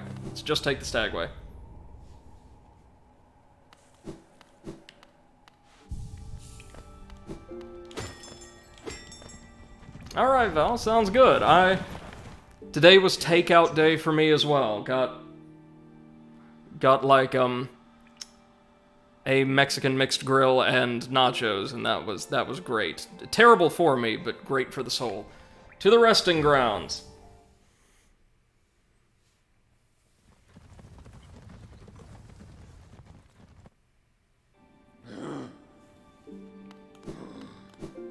Oh right, this is where Cornifer showed up. Now, hold on. I noticed something a little strange about the resting grounds during our brief time here. Has it struck anyone else here? What seems a little weird about this place?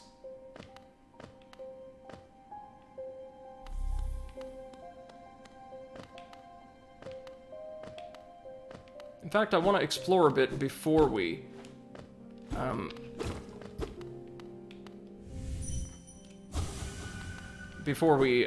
visit the seer.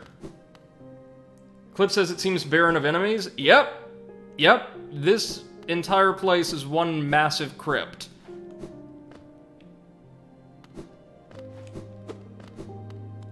And it's also the home of the closest thing this game has to mortal antagonists, and is peaceful and serene and very gentle. I actually really like that. It's a subversion of expectations that feels really interesting.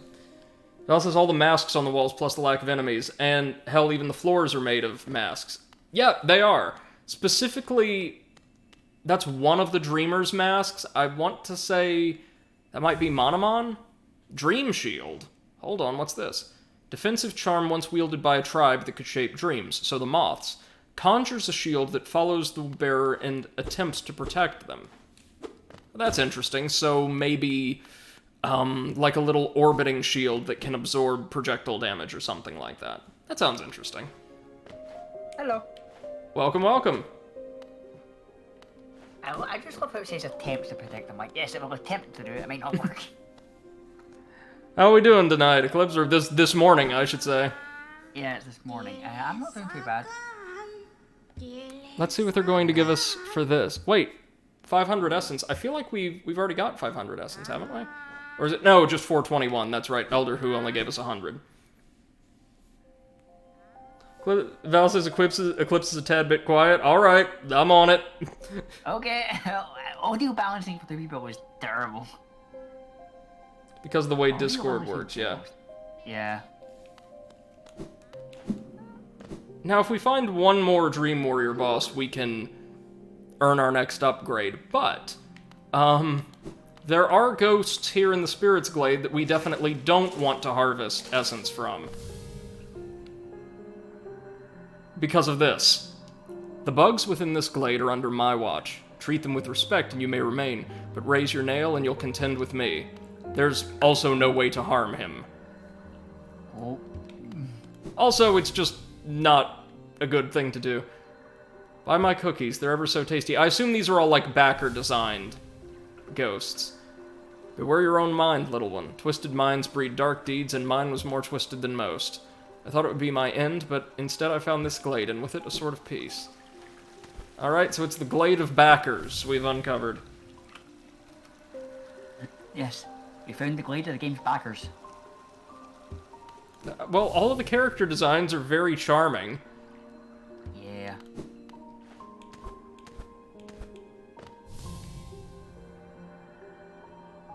Hi, Growhack. Is there anything for us if we don't want to, like, harvest the essence of the game's financial supporters? Oh, shoot. This looks like, one of the protagonists, Kabu, from, Bug Fables. A game that followed this one by several years, of course, but the design is eerily similar. Val says, I mean, one is obviously a Girl Scouts reference. Yes, the little one, like, trying to sell cookies. You're right. Oh, but what's in here? Bring me cookies. Stuff under the waterfall. Oh! Oh, yeah, we're in Moth Town now. Oh, a King's Idol. Very nice. That's worth around 600 some odd Geo, or maybe 700 Geo? So the moths are huge. No, actually. Are those... these statues? Yeah. The Seer is the only moth left alive in this world right now. The 100-Nail Warrior. What? They only carry 3 nails, but they're all sharper than... Please tell me that's not a One Piece reference.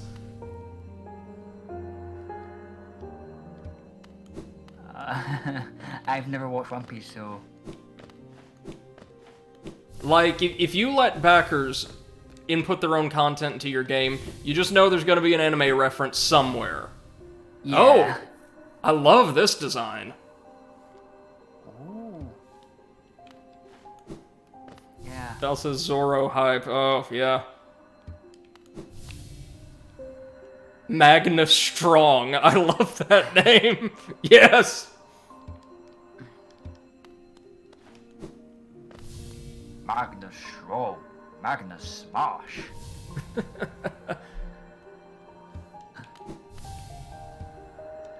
Oh, hi. Wyatt? Alright. Oh, this is a far more realistic looking spider than most of the others in this game. Oh, there we go, a moth warrior. Yeah, the spider is actually Bell really says, realistic. not that I've ever watched it either, and Magnus Strong. Magnus Strongest there is. Ooh. Boss. Nice. Yeah, this Big boss. looks like a boss to me. Please let there be other goodies. Yes! Yes, perfect! Give me that essence! Woo! So it's like, you don't harvest theirs, but you get essence of... The tree, yeah, the Dreamcatcher tree. Okay, so, you know what? For, like, a nice little, tribute to the game's backers, I like this. I like this a lot. Yeah. It's respectful and fun, and offers players a couple goodies. It doesn't even really break the lore, because it's just like... It's kind of like tied into it. Yeah, absolutely. I kind of wish there was more to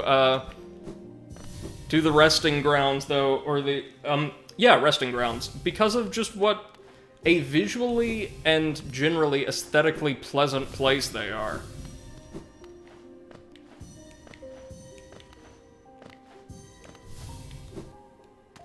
Yeah. Ooh, okay. Those are going to be our last little parcels of essence to collect.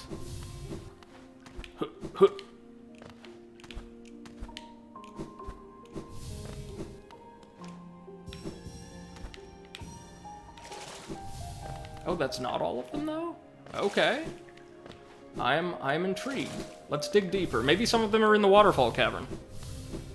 How can you tell if you've got them all? These little Dreamcatcher sigils floating through the air should dissipate, and the Dreamcatcher tree will, lose all of its bizarre little sprouts and convert into a massive, like, gnarled root bursting up through the ground. That we can then strike with the Dream Nail for a little bit of lore, I think.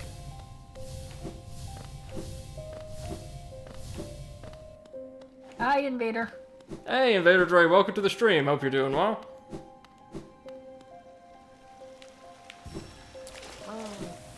Okay. Nope, that's all of them. That was the last one you just had to drop onto. Yeah, there was a very distinct chime and my controller just vibrated, so that's it. Ah, yes, the controller vibrating. Can't wait to see what that haptic feedback everybody's going on about with the PS5 controller is like. Just a slightly more pronounced vibration, I would imagine. I have no idea. I need to get myself in the controller. Yeah. I'm definitely feeling this one is gonna... Oh, my PS4 controller is like, done. It is done. I need a new one, but of course, now that the PS5 is technically out, PS4 controllers, like official ones, the DualShock 4, are expensive as all get out. Yeah. And PS5s are expensive. Controllers are expensive because of PS5. Yeah. And people are saying that shortage might last for like another year to year and a half, right? Yeah, and apparently the computer shortage is lasting longer than that. Crazy. And not just due to the pandemic, but due to other concerns. Sacred memories, honored souls. Aw, that's nice.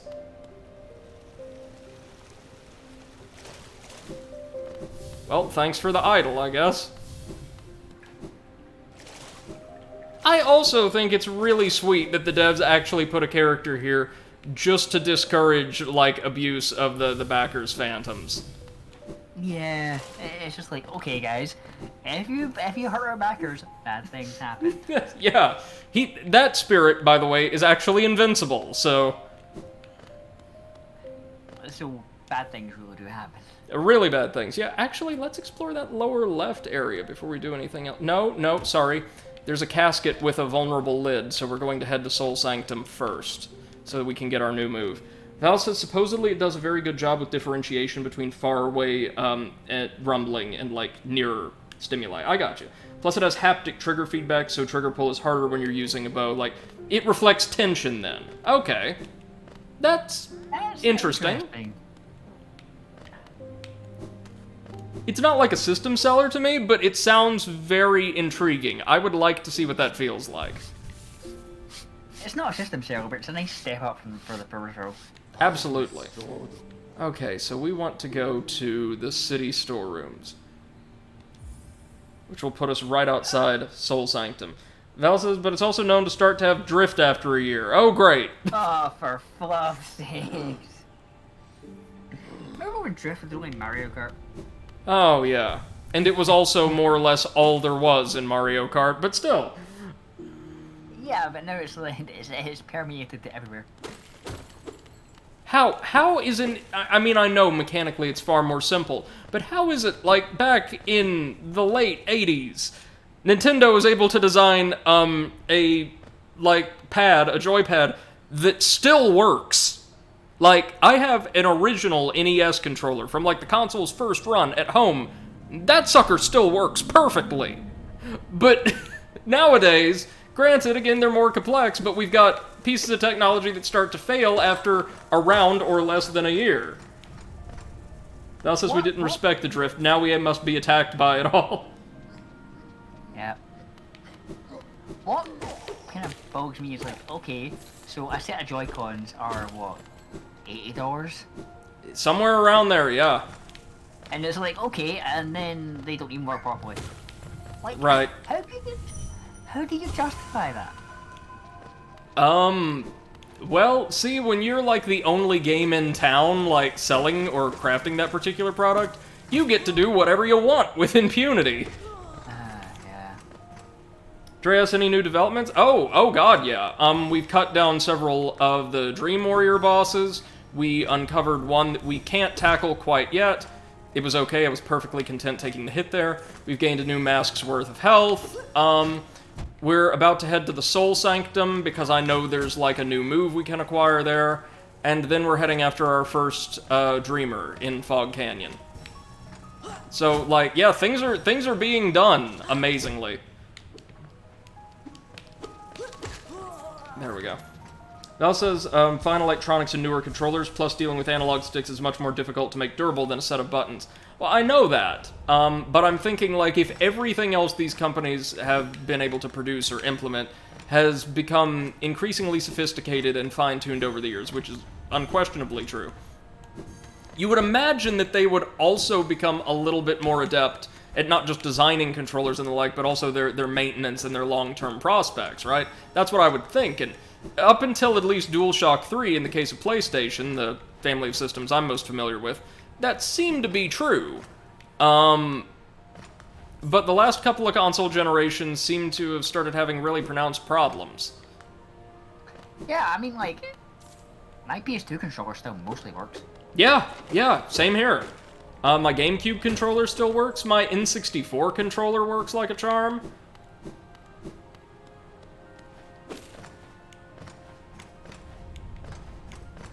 Let me see, I'm sure our last little bits of essence are going to be tucked away in these alcoves on the right.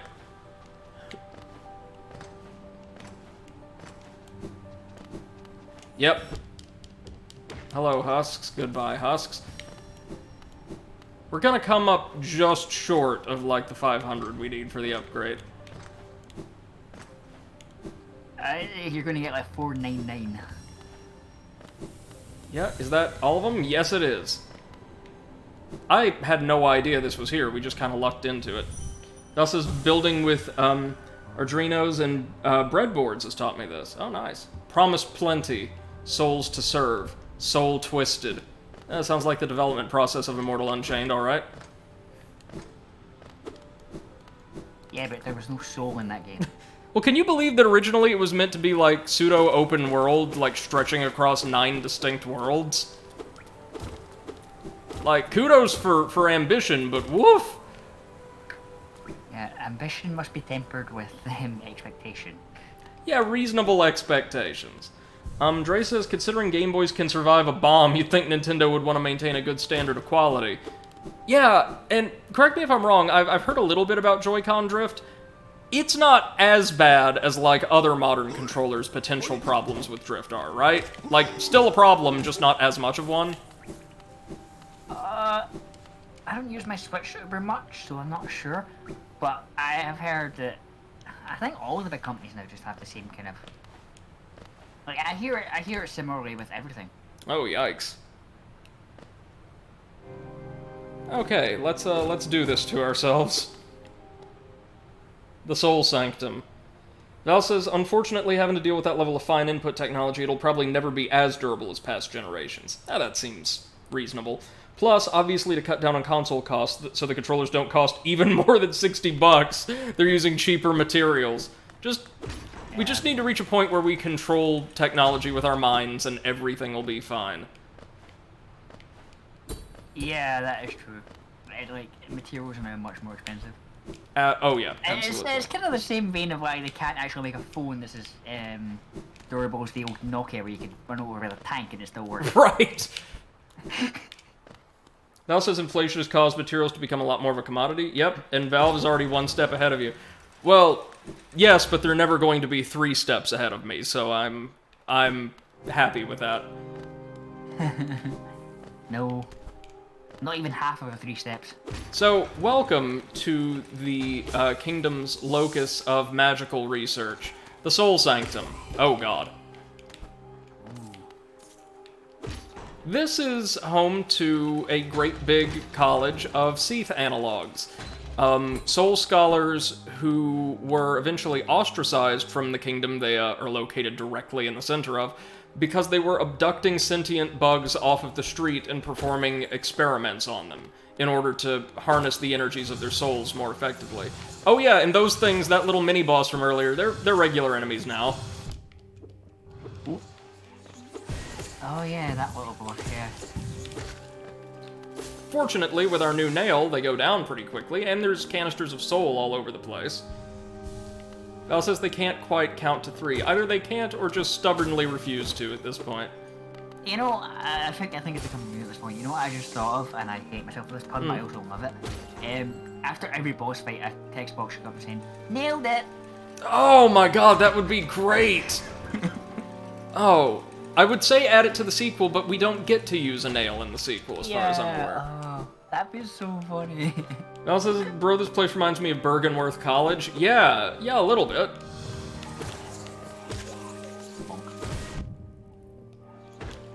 Okay, that's not too bad. That's a little worse. Having the deflated little blob creatures just materialize around you. Oh, what's this? Okay, this game does have very good hit. Hit detection. Hit detection, but it's more like hit clarity. Yeah. So you know if you hit something. Yeah, it feels... First off, there's visual cues, but it also feels very meaty and impactful. Record Abba. The mind still limits us so. How to break past its constraints. To attain a pure focus. Is it even possible? Yeah, this is straight up something out of, like, Bloodborne. Oh, and if you can't hear, like, Eclipse, if you're just watching through Discord, there's a beautiful, like, organ piece accompanying our adventures in this place. Fair enough. Oh, I love it. Val says, I wonder if that little orange orbiter was what that badge was. Dream Shield? I don't think so, because... Oh, my. I'm sorry? Hello. I'm sorry? What? I'm sorry, Okay. sir. Didn't mean to disturb you. So, by soul, they really just mean teleportation, right? Because that's all I see them doing that other enemies couldn't. Got him. And a 200 Geo. Shoot. Val says, "Omae wa moe shinderu." I actually played the Yakuza Studio or RGG Studio produced Fist of the North Star game a few weeks ago, and it was very, very good. I have no familiarity with the anime or the manga whatsoever, but it was made by the Yakuza folks, so you know it was a good game. Included a rhythm game where you could, like, slowly beat people to death, to the tune of a rap remix of Ode to Joy. That's just kind of the way they roll. Fair enough. I do like that there are these canisters of soul scattered throughout the entire sanctum that make healing a bit easier. Well, Like- it would be, like, beakers. Yeah, exactly. And it also shows that the devs were aware that this area was designed with some slightly tougher encounters in mind. Yeah. Okay, that just opened a shortcut. I assume since we're still in the City of Tears, this area is not going to be too large. I'm also getting very strong, not just mechanically, but aesthetically, Castlevania vibes from this place. It's like when the old Resident Evil game give you a rocket launcher. It's like, oh, I'm in trouble. Yep. Hi, Bob. Welcome, Val. I'm in danger. Okay, so the Soul Scholars are going to be something of a problem. But there's not that many of them, at the very least, and I don't think they respawn regularly. So... Hopefully not. Seems like a pain to fight. Given the layout of these rooms, yeah, if we were fighting them in a standard arena, not too bad. But like, look, there's little shortcuts all over the place. I have a feeling they intended this area to be a gauntlet of a short gauntlet of tougher battles. Yeah, and then you can get a shortcut into it too. Mm-hmm. So, you know how we're talking about anime references, like the One Piece reference? Mm-hmm. When you heal, you're literally going Super Saiyan. That is true, we are, yes.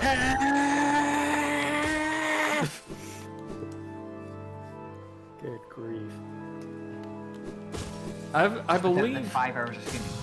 Right, like 5 hours or like a good 20 episodes of just mindless screaming. In which 9 regard... episodes worth of power-up. In which regard, DBZ actually kind of, like, got out ahead of YouTube as far as, like, predicting what would be popular with children. Haha. Okay, we're going to need the Soul Master's ability to break through that skylight. That indoor skylight.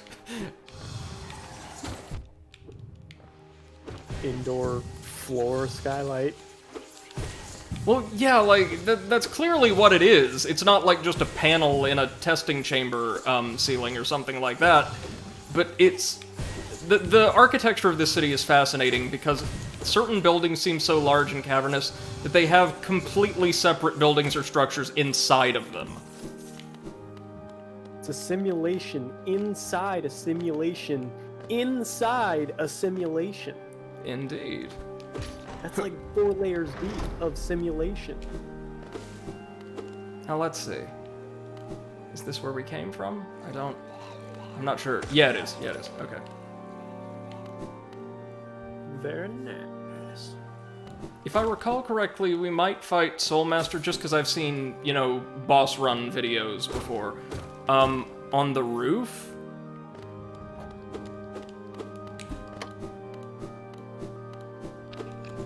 That'd be kind of epic. You can also imagine what kind of boss he is from the encounters in this area. Yeah, I'm guessing he teleports a lot. Lots of teleportation. I believe he's like a ranged mage boss. So fun. Basically a hyper buff scholar. Yeah, I think so. And there is a dream version of his fight. So, Cool. that'll be fun. Okay, it looks like there might be nothing else for us to do here for now, I think. I think we've cased this room. For now. We have cased this joint and found nothing. And we'll come back when we can just destroy the floor. To quote Mel Brooks' Spaceballs. Man, we ain't found shit. We ain't, though. Oh, yep, we're nearing the roof. Hold on.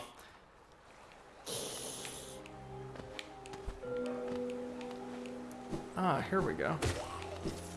I heard a chime in the background, too, like what's typically associated with the dream. What on earth? Just a giant rush of goop slimes. The Spell Twister. Okay, what's Spell this? Twister. Reflecting the desires of the Soul Sanctum for mastery over Soul, it improves the bearer's ability to cast spells. Reduce the, damn it, soul cost of casting spells. Okay, so if I used my soul for spells instead of healing, and I'm sure we'll want to later in the game, like when we earn some more spells, Are that you kidding? would be handy. We'll definitely need that healing. Yeah, you're not wrong. Oh, speaking of, hey. They're just like, hey, you might want to top up before the boss fight. Here we go.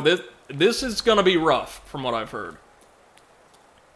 They're Final Fantasying you. Here he is. Here he is, coming up from the background. That's really cool, actually. It is. He couldn't be bothered to fly over to you. He's like, you know what? I'm gonna teleport. I Okay. like how he's a bit more colourful than everything else. Yeah, he's got like some very, very dark blues and like some red with the shawl. He's, I'm gonna aside have to from... take a minute. Alright. I'll be right back. Aside from, oh look, we deflated him temporarily. Aside from the orange eyes denoting the infection, I want to say he's the only creature we've seen in the Soul Sanctum that has warm colors anywhere on his model. Yeah. Or color at all, actually. Most of them have this like kind of like it's a kind of like bluish grey, and that's kind of it. Yeah. Like different shades of that same bluish grey. Oh, notice that when we deflate him, he's like leaking soul. Oh, that's it? Huh. Yeah, you know what I was about to say? I thought you were going to one-shot it, and you did. Wow. Okay. If you were watching on Discord, thank you, sir, thank you. You couldn't tell, he was screaming hysterically as he teleported around. Alright. And we get... What? What? Wait. No! Oh, nice! Oh, that's sick. Oh, nice!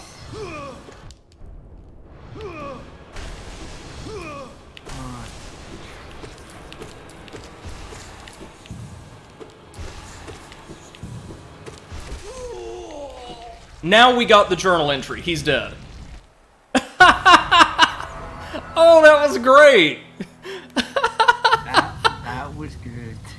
Oh, nice. And I like that it didn't transfer into, like, a second, far more difficult version or phase of the fight. It just gave us a little denouement. Yeah, it was just like, oh dear, oh crap. And we can see in this room where he got all of his power from. Yeah. We got the A lot Desolate of dead Dive. bodies. Gee. Oh, this counts as a spell, though, so it will deplete our soul. Now, we could fight him again by striking him with the Dream Nail, but I think I'm gonna wait until the tail end of our playthrough, just before the Pantheons, to challenge the Dream bosses. Yeah. Here's where we get to use our... I find it weird, like, whenever someone's hyped up, it always ends up being like the thing that you just one-shot. Right, The yeah. random thing you thought was going to be easy that ends up giving you hell. See Master Who, yeah. Ray says that's a good idea. I imagined so. Oh my! Look at all this money that we'll do something with eventually, I'm sure. It's like, what do I do with all this money? I mean, I guess we could go buy those last badges from Salubras if we haven't already. That's something. Okay, let me see. There we go! Oh, nice. Didn't you think he was a water soul? No, not at all. I do like that. I'm sure this is also an effective, like, spell for combat, but I'm going to use it. Oh, jeez. for navigation primarily right now. Oh my lord. Oh wait, hold on, there's something to collect here. Another journal maybe? Oh, a seal. Nice. What is this? Oh, just another, like, soul reactor. Okay. Oh. Yikes. I don't know why I love bonding attacks in games.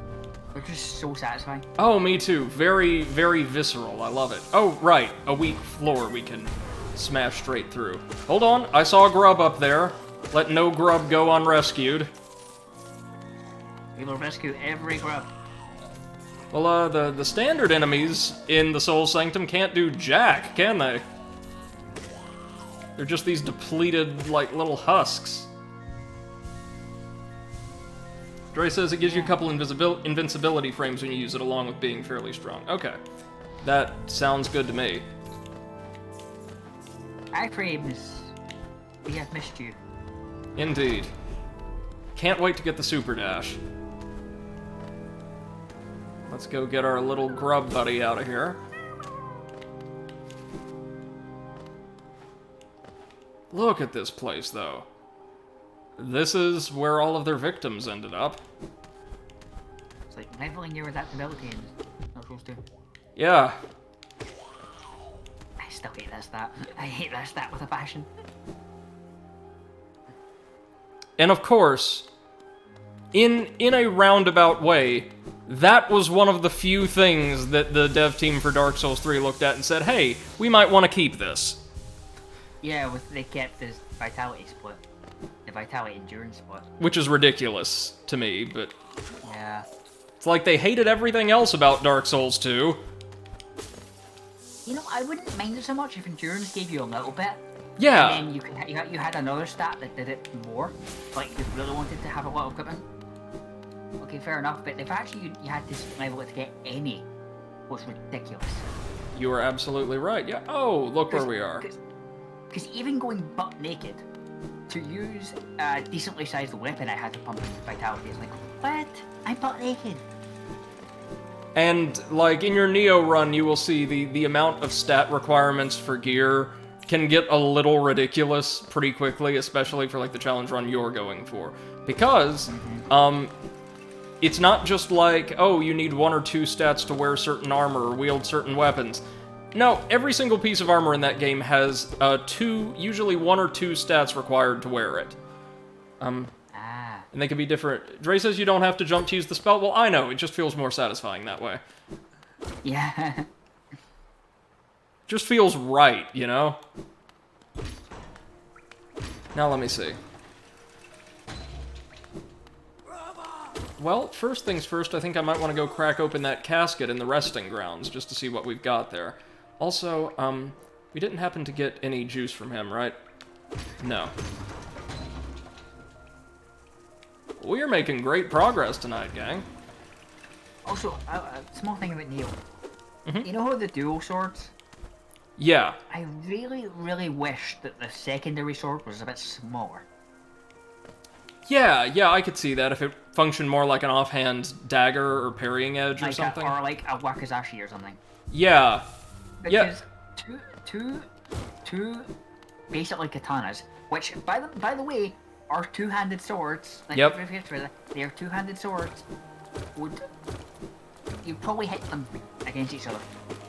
And it's not like it makes any sense mechanically, because the dual swords have an extremely short range anyway. Like... Yeah.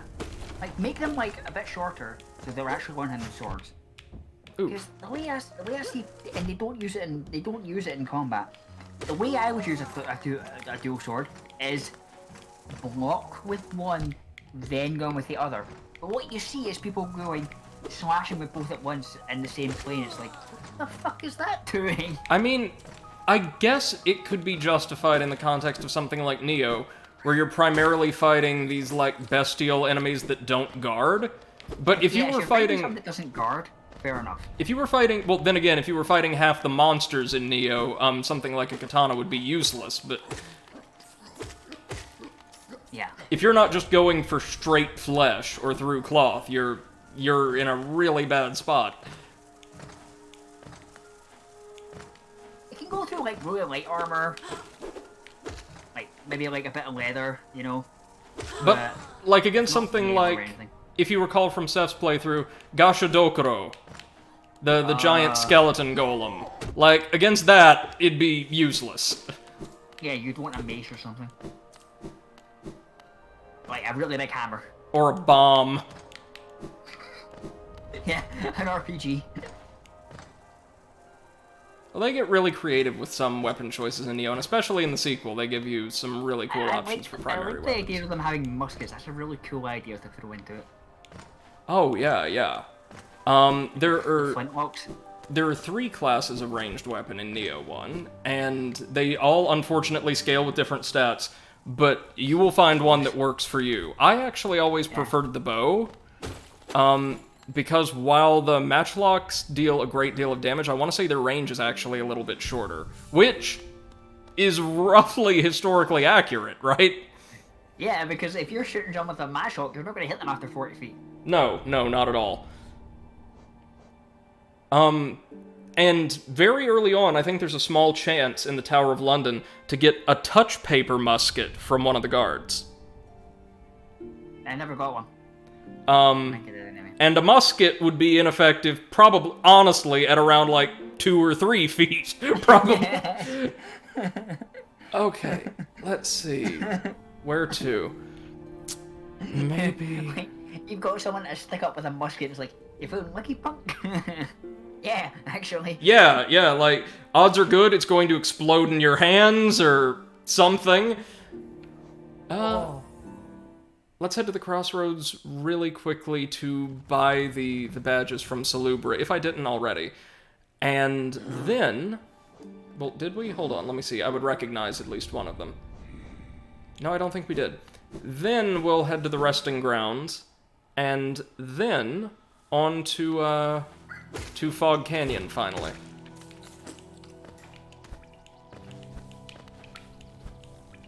Once we've done most of the, like, story progression in the game, I think I might just host a massive stream where we just slug through, every single area in the game again. Yeah, and just see, like, because obviously, my memory when it comes to video games, especially considering work and all right now, is virtually non-existent. Just see, oh, hey, wait, here's something that I totally forgot about we need a new ability to access.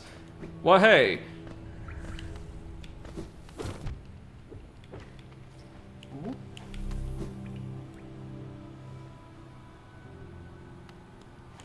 There's also Crystal Peak, which we haven't done anything in so far. Or really been able to... Well, no, we are able to if we access it from the pathway just above. Let's see.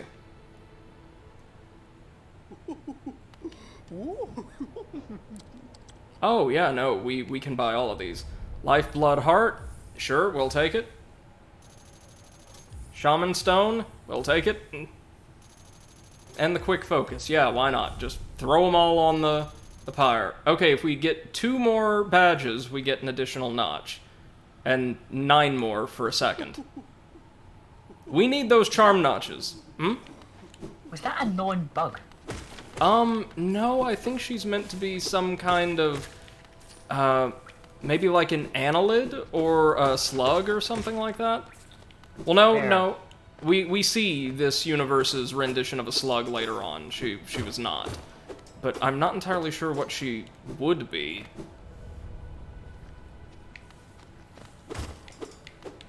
I want to say the only non-insectoid creature in the physical world here that we will run into, at least in or around Hallownest itself, is the Knight himself.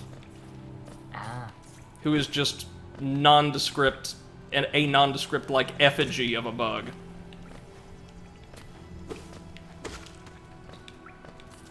He is not bug. He is almost bug. He is bug-esque. He's bugged out. So, I've got a question. What has more bugs, this or a Bethesda game? Well, Bethesda, obviously. because this game has, like, several non-insectoid species. Dre says the white lady is a tree. Well, I know, there are several non-insectoid creatures in the game, but for the most part, we're going to be encountering bugs, or creatures inspired by the physiology of bugs.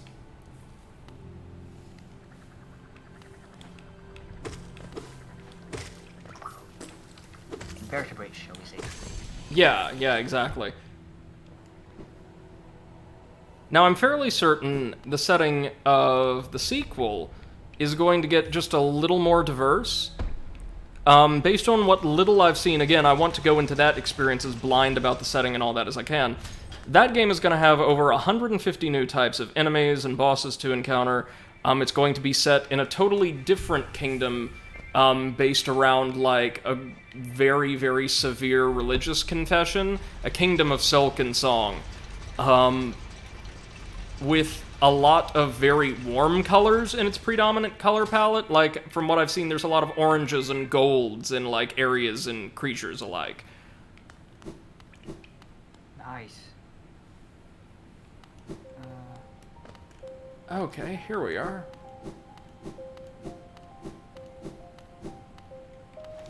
Welcome back to the most underutilized, brilliant area in the game.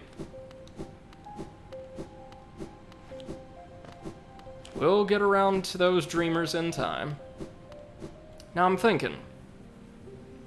Dre says a living kingdom in comparison to this dead one. Yeah, exactly. Huh. Come on now. Do the thing. Do the thing, Hollow Knight. Do the thing. Why is he... There we go. Oh. I hear something rasping in the darkness. Oh god, that's unsettling. Oh god. What is that? The muff? Did you hear that, man? I didn't hear it, but I saw it. It was, like, panting, like, struggling for breath. Hey, is that... No, that's a cache. For a second I was going to say, is that a Moloch? But, well, looks like we found, where this area's enemies are.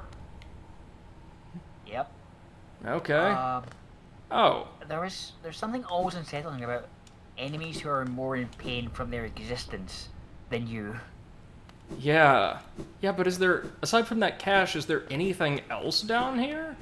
Or was this just a back way to the city of Tears? No, I hear another one.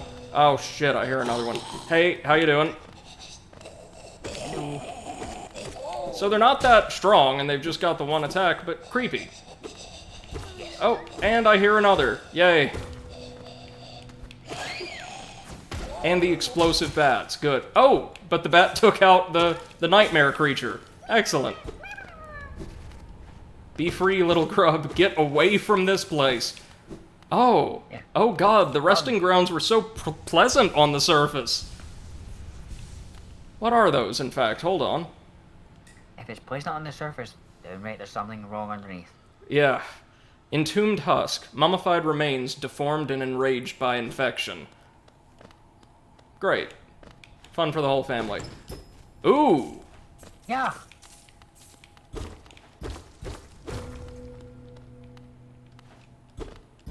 There's so much to these tunnels. Wow.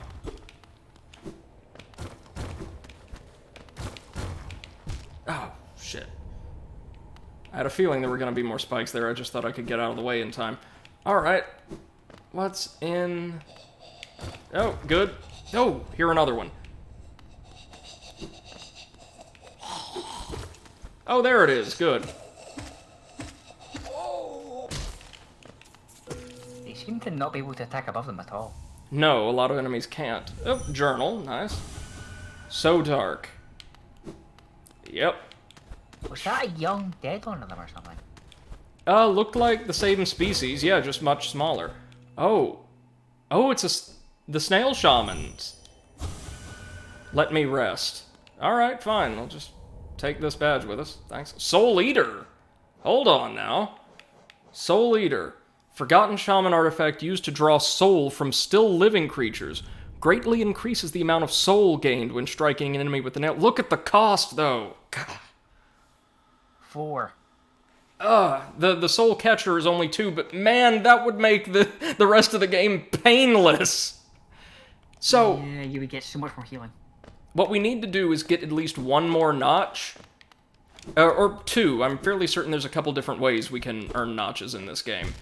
And slap that sucker on in place of the soul drinker. Immediately.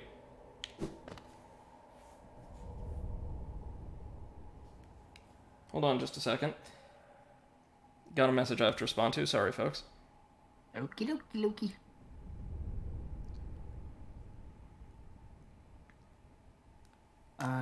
Alright. So, I guess now there's nothing left for us but to carry on to the Dreamer's Archive, especially since it's very, very late for most of my audience, to not run too long. Dre says you're missing an area. Right. Oh, Eclipse. Invader Dre can give us specifics, because they seem far more familiar with the game than I am, or even Seth is. But there's a lot to this game, and a lot of it is reserved to what we would call post-game. Like, you know how the Dream Nail opened up a great deal of optional boss fights, or a great number of them? Mm-hmm. We've not seen even like a third of them. And there's so many areas, like, let me just pull up my map. My big map. Okay.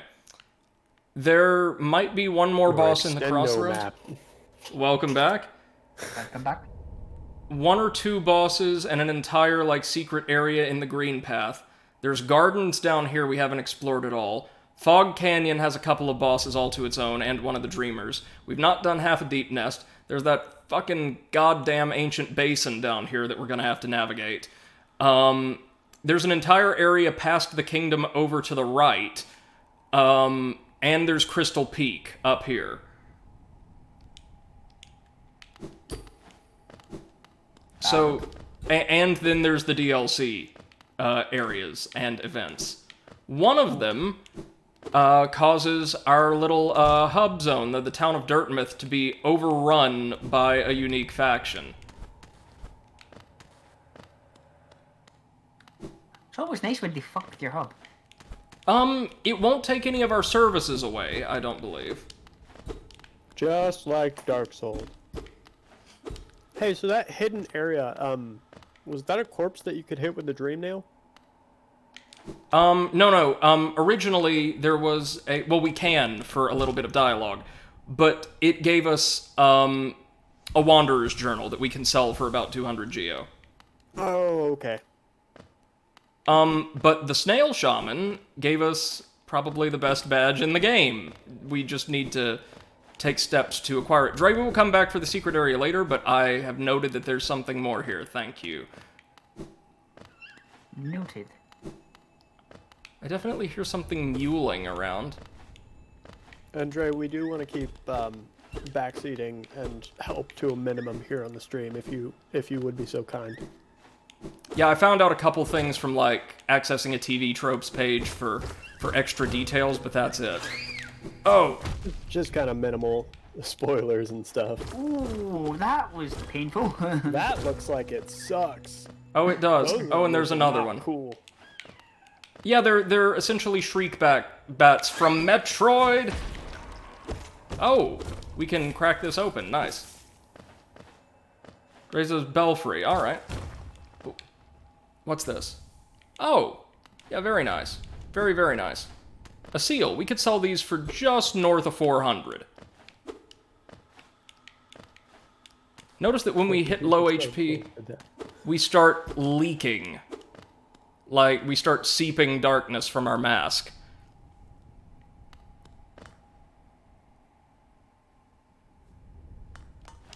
Can't keep it in anymore.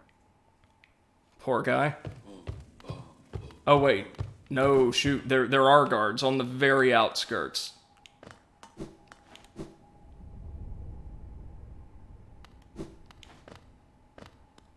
So we want to get out of here. I want to make like a tree and get out of here. Indeed, indeed.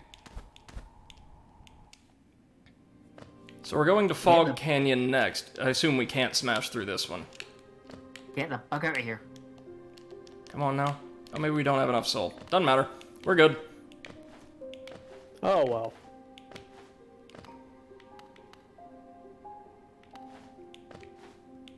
This area, though, this part of the resting grounds is gorgeous.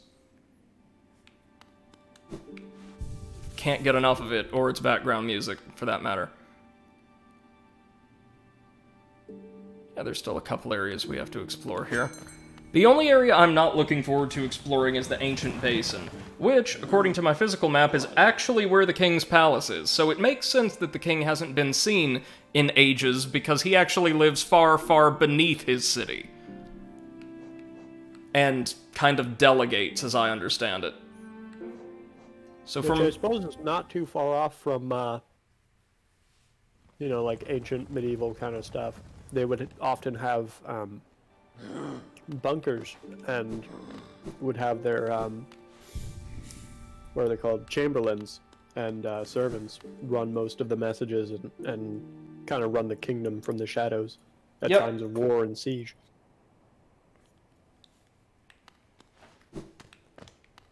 Well, as is usual for, like, modern Souls-likes, we're trying to track down the king, there's something up with the king, and we're not going to find out what it is until near the end of the game. Wow, go figure! Now what happens if we strike this creature with the Dream Nail? Yeah. Being a king is like being an Alaskan fisherman. You're just doomed. Yeah.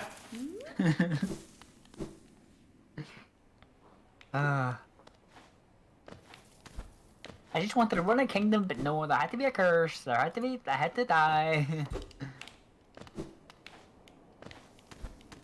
We saw the, in the idols that the king almost perfectly resembles us, or rather, we nearly perfectly resemble the king.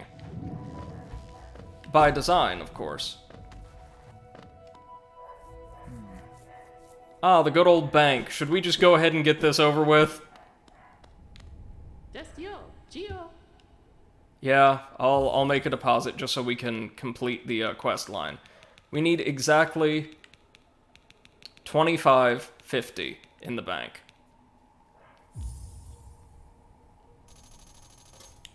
Now, if you don't deposit that much, if you deposit anything less, or up to around 2,500, I think, this actually functions as a perfectly normal bank. But invest that much, and or it should be she leaves after we sit at a bench next or something. I think usually you have to set a bench for stuff. Yeah. Or like a bonfire equivalent to make stuff happen. But then we will be able to chase her down and get all of our money back with interest in the capital. It's money bags from Spyro, exactly. Yeah. Oh god, one of these things again. Get ready! Huh. She certainly sounds charming. Dre says put the full amount in. It doesn't have to be the full amount. I did check that much. It's around 2,500 and change. Now, presumably, if you do put more in, you will be able to collect extra once you take her down. Yeah, that's fair.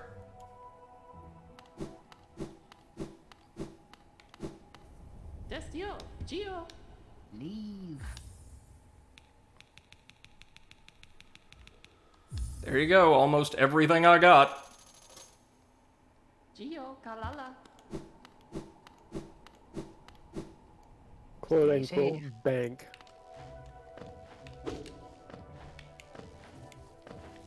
Well, she's going to pull a bank run on us here in a minute. And once you find her again, you'll be making bank. Oh, yeah.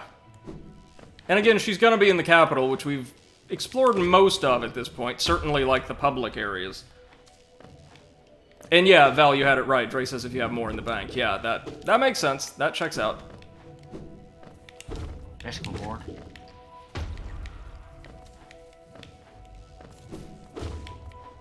You're losing a lot now to Make a lot gain later. a whole bunch more later. It's also probably going to take us something like 3 hours just to beat it all out of her, but... Haha. Pardon me if it sounds like my mouth is full or if my throat is. No, man, you're plugged up. good. I am in fact eating. What did you get? For roundabouts, I think the first full meal today. Ooh. Yikes. What did you order? I got,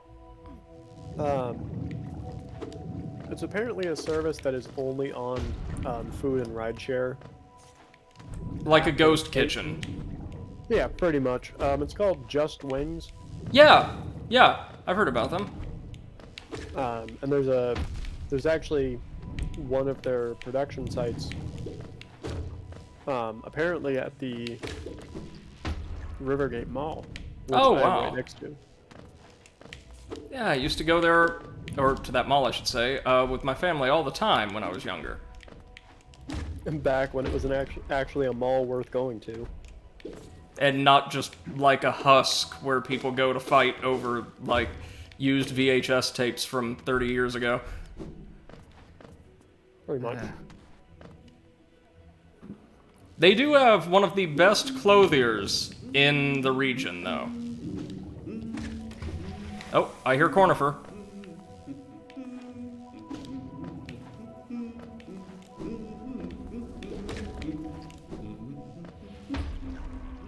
Ah, those things are the worst.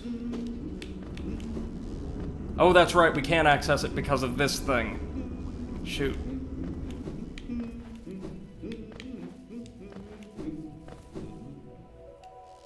We'll have to go around maybe through the crossroads or something, I don't know. You have met with the Vine of Disappointment. Indeed. Oh, we're in Greenpath again. You've met with a terrible fate. Wait, what's to the right? I don't think we've ever gone over there.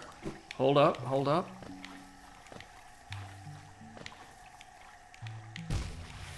My nose for investigation is sniffing away. I see an untrodden path right over here. Oh yeah, because we probably didn't have the dash back then.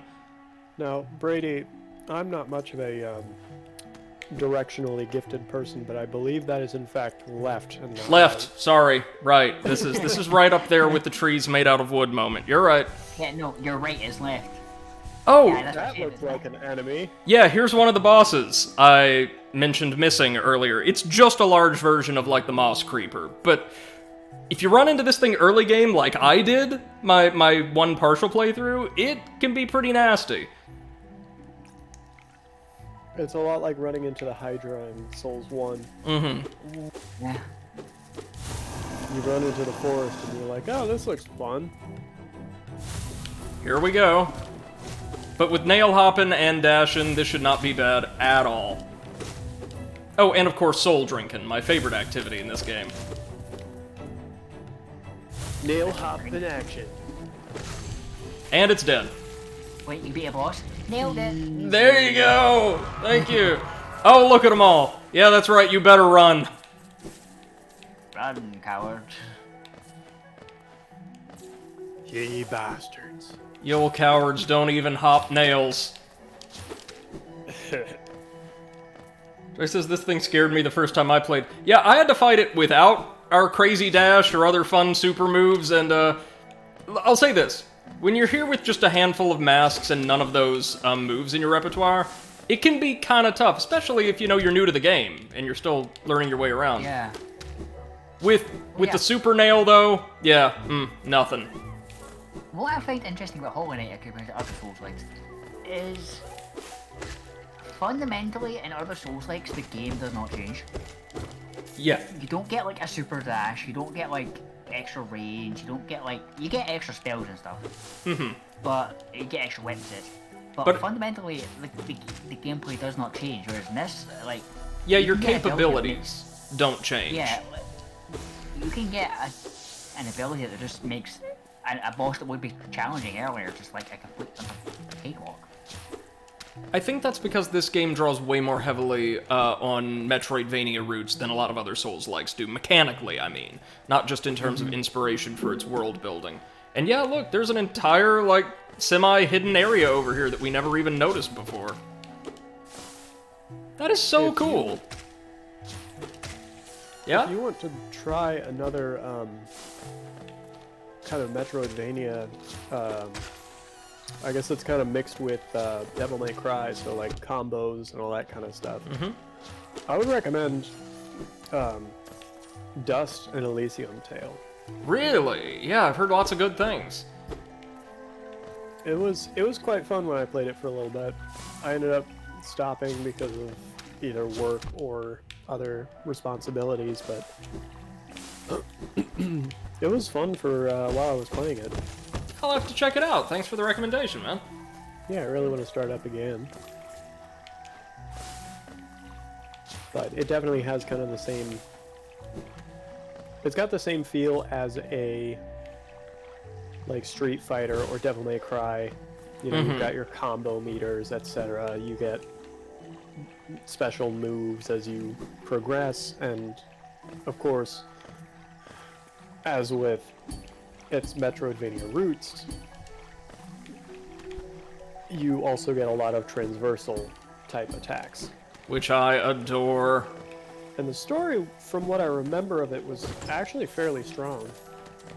Yeah, I saw Juan Ortiz, or some call me Johnny's review recently. It's an old video, but I saw it for the first time, and he seemed to enjoy his time with it pretty well. Yeah, it was a fun game. I think you would enjoy it if you're liking this. Yeah, absolutely. I'd be happy to take a look. Dre says apparently when they ran into the large moss creeper, they were at the same point in the game. Yeah, it's nasty. It's really nasty. It feels great coming through in like the mid game though, and just being able to flatten the damn thing. Trashed him. Also, look at us nail hopping. Well, maybe not like a champ, but competently now. Nail hop in action. Yeah, I'm watching actually. It's quite funny. The new Brady action figure. Nail hopping real action. Nail hop in action. Let's see. Complete with wall jumps. Ooh, nice. Another mask. Or no, that's a soul shard. That's a soul vessel. That's what we want. Well, any kind of upgrade is what we want, but still, that will be especially helpful. Yeah, And there were because 400 health at this catchphrases. point in the game- It analyzes your entire existence. That's alright. We got the health. We can afford to be a little reckless here. Yeah, health at this point in the game is probably, Not that reckless. Yeah, not that Not- reckless. More health is probably not like what is necessary, especially since on a full soul charge and your +1, you're still not making it to full health. Right, and So having another soul shard would allow you to get there. though once our lands, a pale being lays claim to the caverns ahead. It may appear benevolent, but it does not share our dream. Be wary to wander that place. I'm not sure if this was written by the Forest Guardians or about them, but we shall see.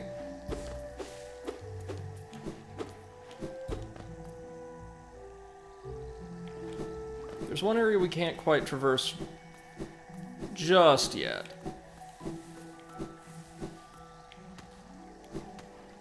Also, it's a really minor thing, but I love it in like video game audio visual design. Audio design. Visual design is what I'm thinking of. There we go. Sorry. This is what happens when I try to stream late at night after I've been like grading for 12 hours. I love having natural, kind of really verdant biomes like this in games, where all of the flora, all of the environment is not just exclusively shades of green. You can see there's cooler colors, there's some little sporadic pops of reds and the odd like purple or blue in the background. Like there's damn it, a lot going on here visually, and I really like that. Yeah, like, you're missing a lot of the color if you just see green.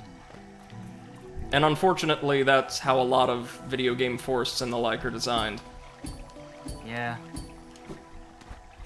Like this, they're just little splashes of color amongst the bushes and flowers here and there. They really make the environment pop. Like, Have you played Ni no Kuni, Wrath of the White Witch? No, but I joined Seth for part of her playthrough. Okay, there's a forest area in there, and of course, since the game's visual design is mainly controlled by Studio Ghibli itself, they know how to do that coloring very well. Mm-hmm. You know, from things like Princess Mononoke, just to name one of them. But yeah, they definitely nailed that as well. I understand completely what you're talking about. Yeah, it's a very beautiful game, although a game I could not stand half the characters in. Oh yeah, they suck. obnoxious.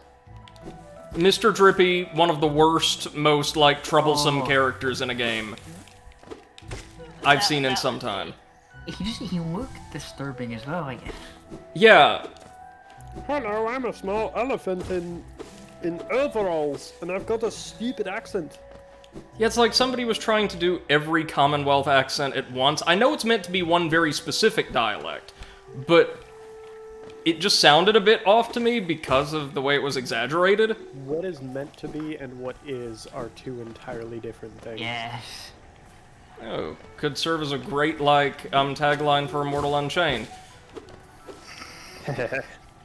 I will never stop. I will never let up on that game. That's gonna be our Buck Monkey game. That's the bar that's... Yeah. That's the bar and it's on the ground. Yeah, no, because, like, Well, Marvel's then Avengers was Cyberpunk managed boring. to dig underneath that. Yeah. Here's the That difference. was made by a AAA studio. Yeah, no, absolutely. Cyberpunk is objectively worse, but I feel like I had a better time with it because I could at the very least see, oh yeah, this is what they were going for.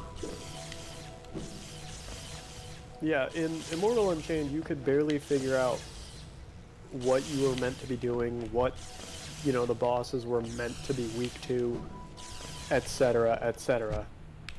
I liked their ripoff of the Deku tree, and that was about it. Best part in the game. Okay, so I have a feeling... Oh, go ahead. And then you have Cyberpunk, which the developers really tried. It was the snafu of The administrators at the marketing company, and the leadership. administration.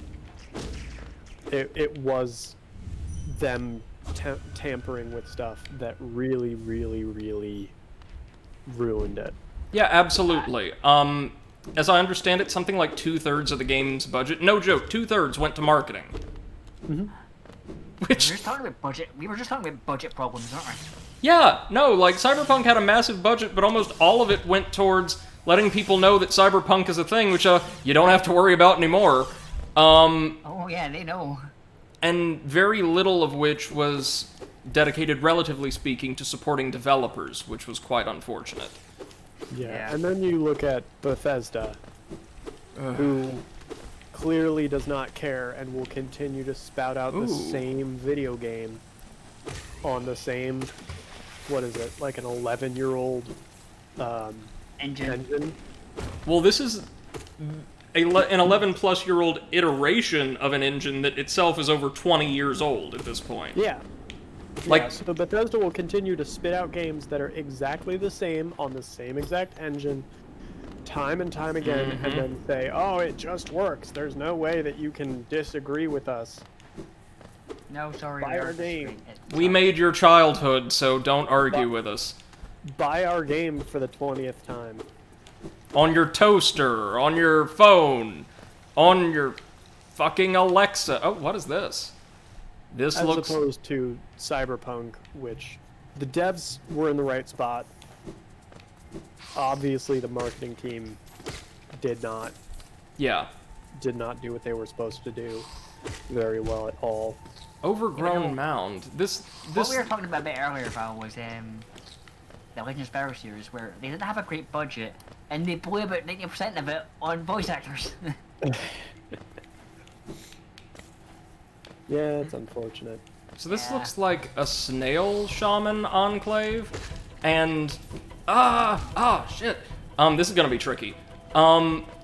One thing I did learn last night while I was trying to gather lore on the different groups that inhabit Hallownest is we get most of our upgrades, or a lot of our mid to late game upgrades, from the corpses of snail shamans. So, like that badge we uncovered in the resting grounds was a relatively small reward from one of them. Dre says on 3 voice actors, maybe. Yeah. Yeah. Sounds about right, yeah. And of course, like, this was post SpongeBob Tom Kenny, so he was difficult to get a hold of. Mm-hmm. Although, for somebody making that kind of money and that closely associated to a really significant property, he's way more accessible to a lot of, like, low to mid-range budget projects than you would think. Oh yeah, Tom Kenny is amazing. Seems like a really nice guy, too. Yeah, definitely. Hear me. Okay, I'm listening. Oh, whatever. Give me your ability. I'm surprised they could actually afford Gary Oldman and Elijah Wood on their budget. The Howling Wraiths? Tap up to unleash the Wraiths. Unleash the Wraiths. Oh! Oh! Unleash the Kraken! The tolling of the Iron Bell! Dre says my favorite spell. Yeah, that looks like it'll be really handy for dealing with, like, pimp guards. Really handy for dealing with the sages as well. Yeah. If we had to fight Master Who again, which we will, I know exactly how we're dealing with him. Spoiler alert, gosh. That Pantheon is not gonna play around. Pain. Oh. Yeah. Oh, Yeah. Tom Kenny did do it. I as far fear as I know. you. Okay, I didn't know. I didn't know he was voiced by Tom Kenny. Yeah. Yeah, Sparrow's voiced by Tom Kenny. Oh, that's right. Yeah. Crazy, right? Yeah. Well, I think Ignited Years has the budget to hold that, to be fair. Can't believe that Toys for Bob has been moved over to COD now. That's so depressing. After Crash 4 especially. Yeah, like, come on. Well, Crash 1, 2, and 3, Spyro 1, 2, and 3, and then Crash 4, it's like, come on, they were doing so well. Wait, what did they get moved to? COD. Oh, They're a support team for the next season of Warzone or what have you. that's depressing. Yeah. Especially since Warzone is practically dead. That's the newest mandate of Big Bobby. Nothing you can do about it. Nope. Oh god, I hate that. I wish there were a way to effectively, consistently defend against those other than just running like hell. Oh, shit. Okay. Fog Canyon, gotta be careful now. I can see why reaching this, this streamer's gonna be a little tricky. More like fuck Canyon. Pardon my French. So that in the area. We want to go down and to the left, maybe. We could check in with the bank, see how things are rolling over there, or if they're rolling.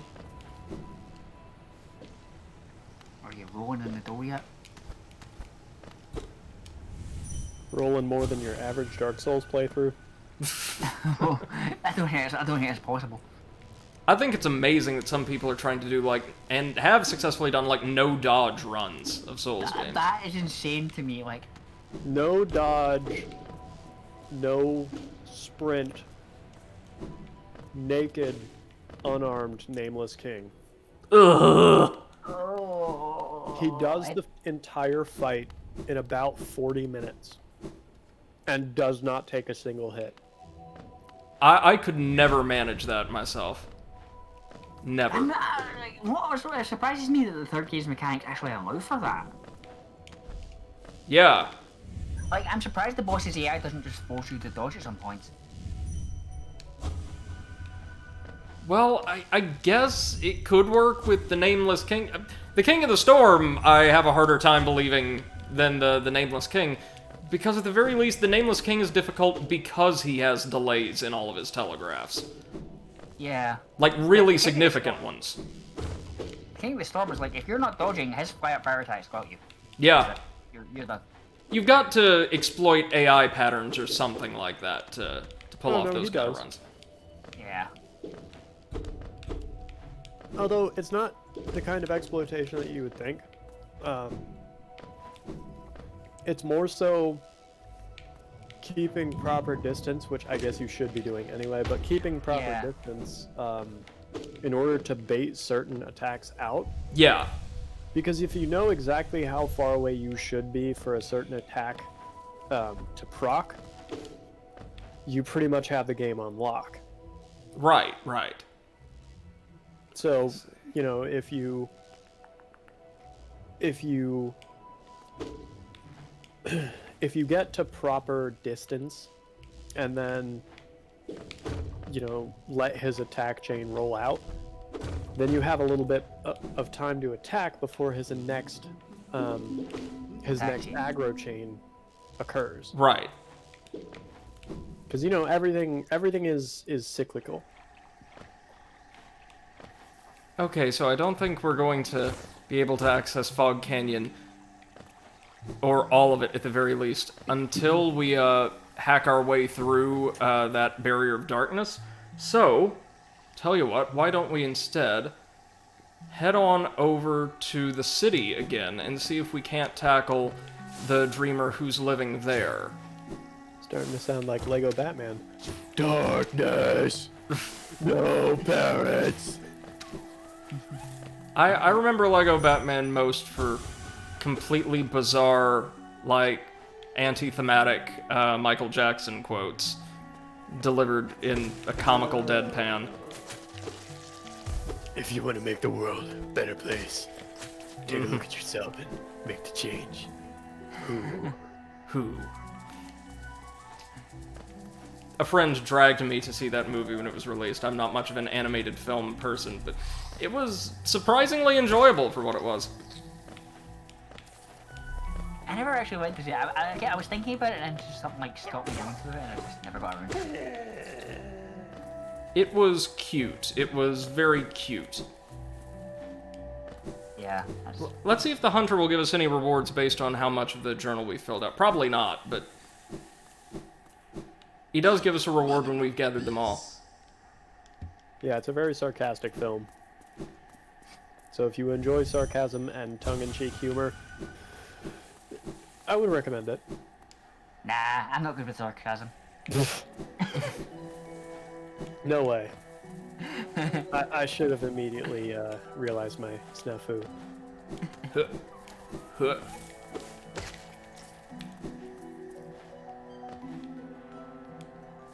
We'll find a way to cross that lake later on. Let's just keep it in our mind, though, like the lake on the far western side of this zone, the Lake of Un, has something very special for us on the other side. The Loch. Yes, indeed.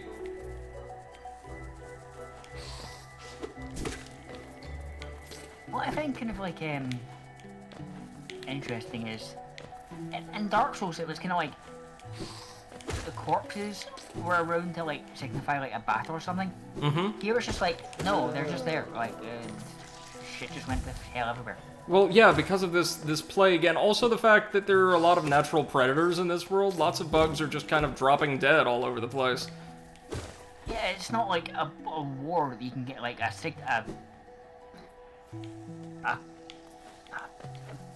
brain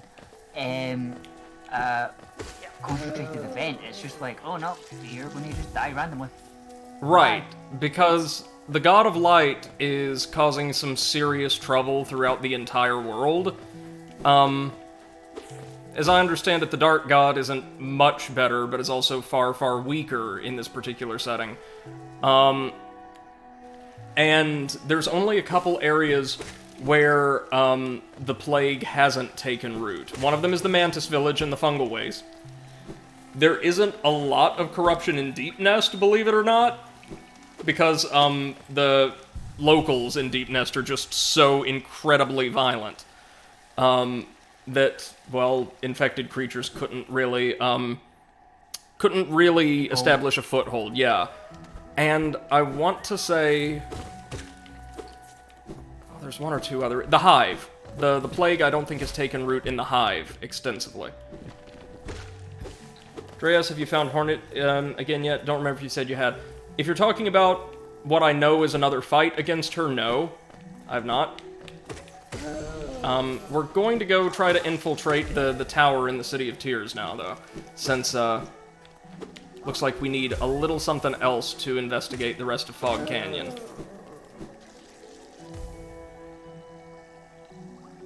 what all the corpses strewn around to me kind of symbolizes. There are a lot of travelers in this world, and most of them you don't see because, you know, they're elsewhere, but the ones that you do see have just kind of met with tragic ends. Not really from any sort of grandiose thing that, you know, you'd be remembered for, but Yeah, this place is just really dangerous. just dying like it's nothing. Well, yeah, it's explained in the lore from the very beginning of the game that Hallownest has a reputation as, like, this vast, like, dangerous, hidden treasure trove from you ages will. in past. If you will, they're dropping like flies. Oh. And, well, yes, indeed, they're coming here, like, hoping for, like, a quick payday or glory or something like that, and finding that it's a lot more difficult to acquire than they thought. Okay, Yes. that is disgusting. Oh, Grubfather? Yeah. Yeah. Oh, he gave us the Grub Song badge. I assume that, like, gives us stronger audio cues when grubs are on screen. At the very least, he's given us tons of gear. Hold on, let's see what we got. Look at all of these badges. Contains the gratitude of freed grubs. Gain soul when taking damage? Bro, Wait, what? Holy shit! it's paying you to heal when you take damage. Oh, man. Well, when we get one more notch, which I think we can actually acquire right now from Salubra, we're good. We're good to go. Let me see. How many of these do we have? 1, 2, 3, 4, 5, 6, 7, 8, 9, 10, 11, 12, 13, 14, 15, 16, 17, 18. Might still need one or two more. Never mind. Or no? No, we've got enough. We've got enough, considering the ones we have equipped. I think we're good. Sorry, 1 second. 1, 2, 3, 4, 5, 6, 7, 8, 9, 10, 11, 12, 13, 14, 15, 16, 17, 18. No, need a couple more. Dre says you found another charm, you can get another notch. Okay, that... I thought my math checked out. Guys, that's amazing. I think we may have just broken at least the base game. Yeah. The DLC will still put us through our paces, but... Wow. And that's another thing I want to bring up about the Dark Souls stuff. Dark Souls 1, you could break. Yeah. The later games, kinda less so because they were more focused on PvP balance rather than PvE balance. No, So they that's didn't absolutely want things true. to be broken as much. Like, look at the Calamity Ring, for example. In Dark Souls 1, it gives you 50% a boost. In Dark Souls 3, the plus 3 gives you, like, what, 20? If that? Maybe 25? Maybe.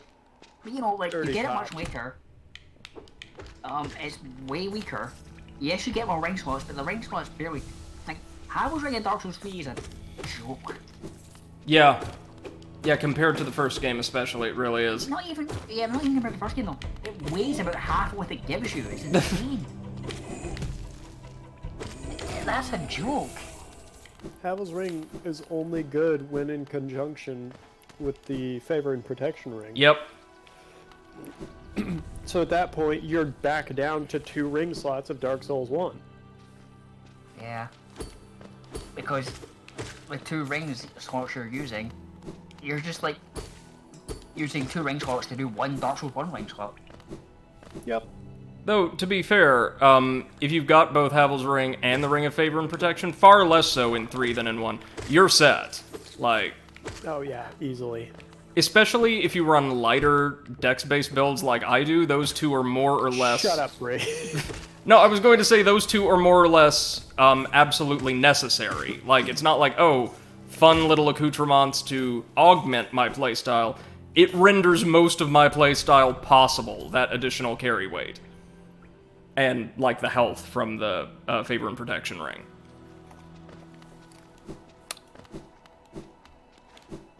The poor wolf ring is pointless. Yeah.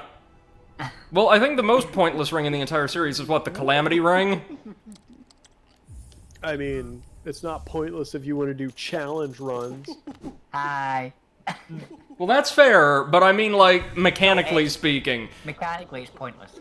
Mechanically, it's pointless. Okay, now, Mechanically, it's just like even in terms of lore, there's Yeah. no reason that it should exist. No, because like, why would Callaway have a ring that bears his boon? I put in quotation marks. and which clearly just contains his eye. Even though his eye would be like the size of your chest. Yep. Yep. Well, no, his eye floats around above you. There you go. It's almost like they wanted the ultimate reward in the first game to just be a gigantic middle finger. Because, and hey, if the response to Dark Souls 2 is any indication, that's what a certain percentage of the fan base wanted. Yeah. But then they also made the ultimate reward the most busted PvP spell in the game, which would make PvP completely ridiculous and not unfun.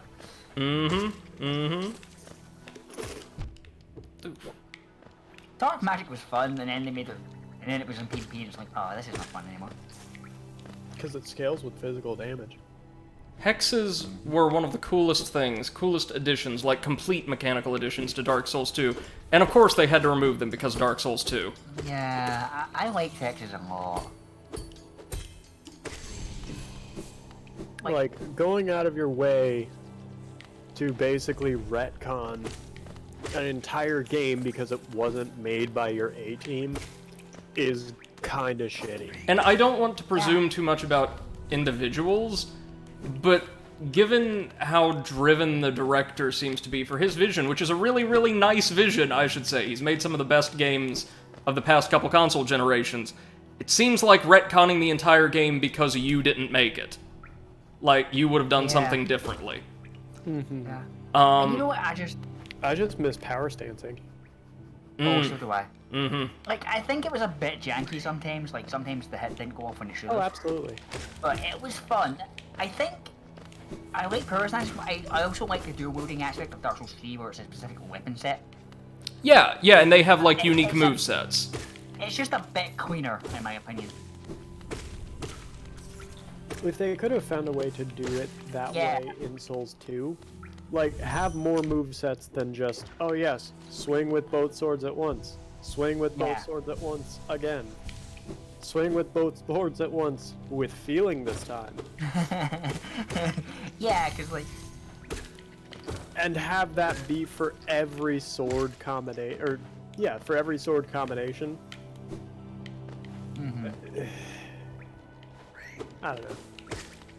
Like, I'm not saying power stancing was bad, I'm just saying the dual wielding was a bit cleaner.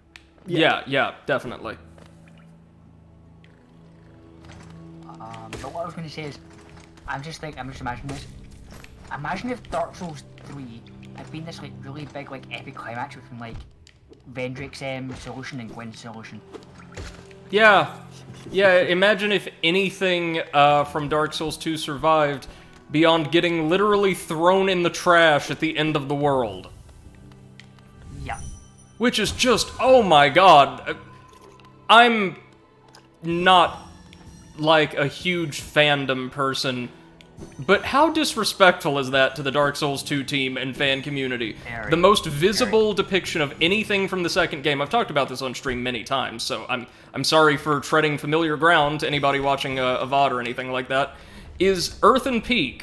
Very, very distinct structure from the second game, thrown in a giant pile of crap after the end of the world. Along with all of the Dark Souls 2 references the game has for you. I'm not gonna lie, Earthen Peak wasn't my favorite. It wasn't my favorite either. Visually it was okay, but everything else was just a bit, They should have put Blighttown there. Yeah. Because that was by far worse than pretty much anything that Dark Souls 2 had. See also, Tomb of the Giants, Demon Ruins and Lost Izalith, New Londo Ruins, just the whole damn thing. I actually like New Londo. I think it's bland and goes on far longer than it should. And the mechanic of... I can see the appeal, definitely, with, like, all of the cool ghosts and dark wraiths and what have you.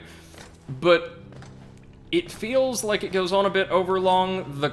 The visual design is so uninspired, it's quite frankly shameful. And I liked the idea, but did not like the execution of using specific items to interact with enemies. Yeah, I think it wasn't too bad, but I do think it was on overlong. And you're right with the item idea. I think. It was also home to it's not my least favorite, far from it. But just for trivia, the boss that gave me more difficulty than any other in the entire game. So. Because of your build, yeah. Yeah. Good. Yeah. No, it's a DPS build, or it's a DPS boss that requires not only a ridiculous amount of durability, usually on the part of the player character, but very specific positioning. Twisting paths, Yeah. traveling masses, vessel sealed. Sentences I mean, I did it with incomplete. no shield. Oh, so did I, eventually, but that's because I had to two-hand my magic rapier. If I recall correctly, the first time I beat him, I was wearing no helmet, the hollow soldier's chainmail, the brigand's boots, and I want to say the wanderer's manchettes. Because I was a greatsword pyromancer build. And I absolutely refused to use a shield because it clashed with my aesthetic.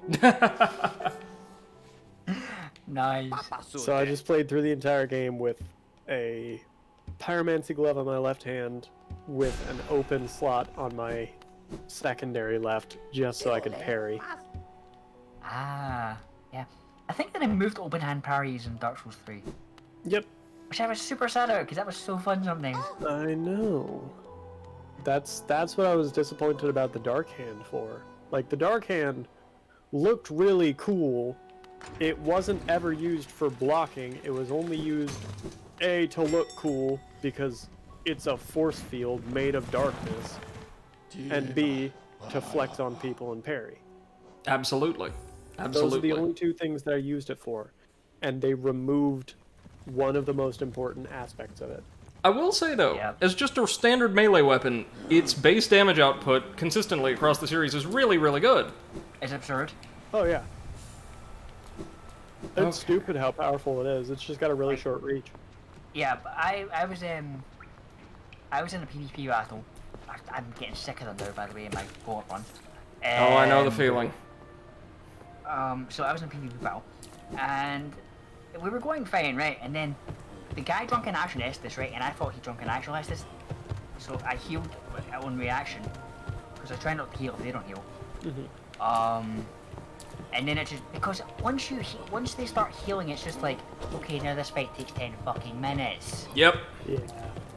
Sure does.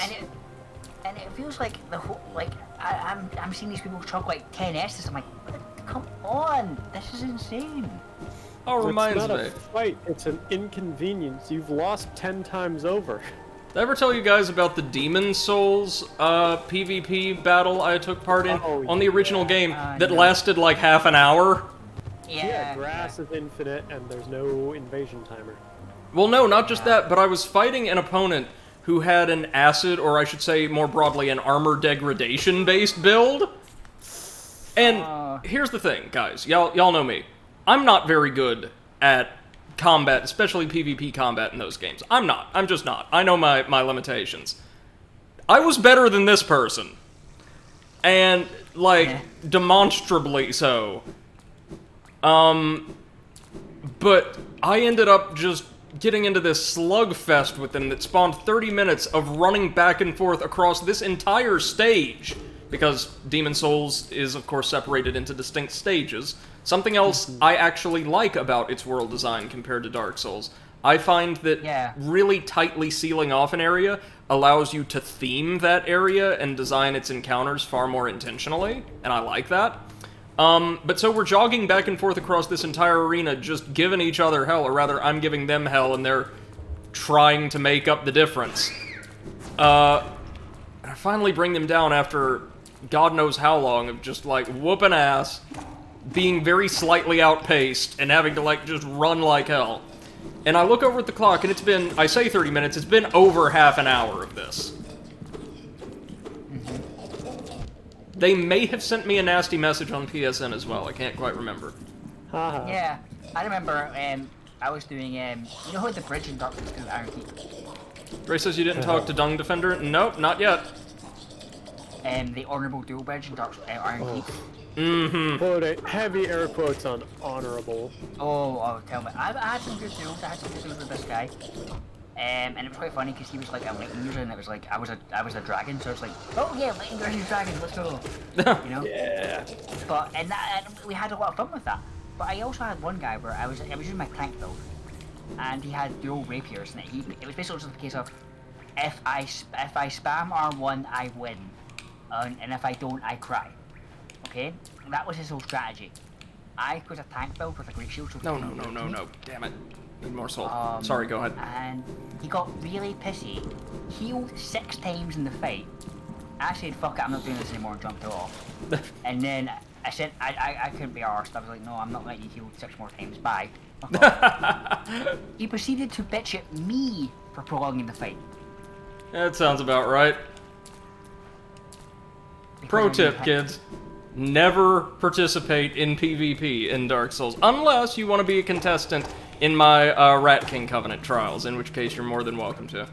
Oh yeah, I need to do that sometime. That'd be a lot of fun. Rat King is the only online PvP covenant that I can actually agree with and get behind. Yeah. I hate the prospect of people coming in to trash your game.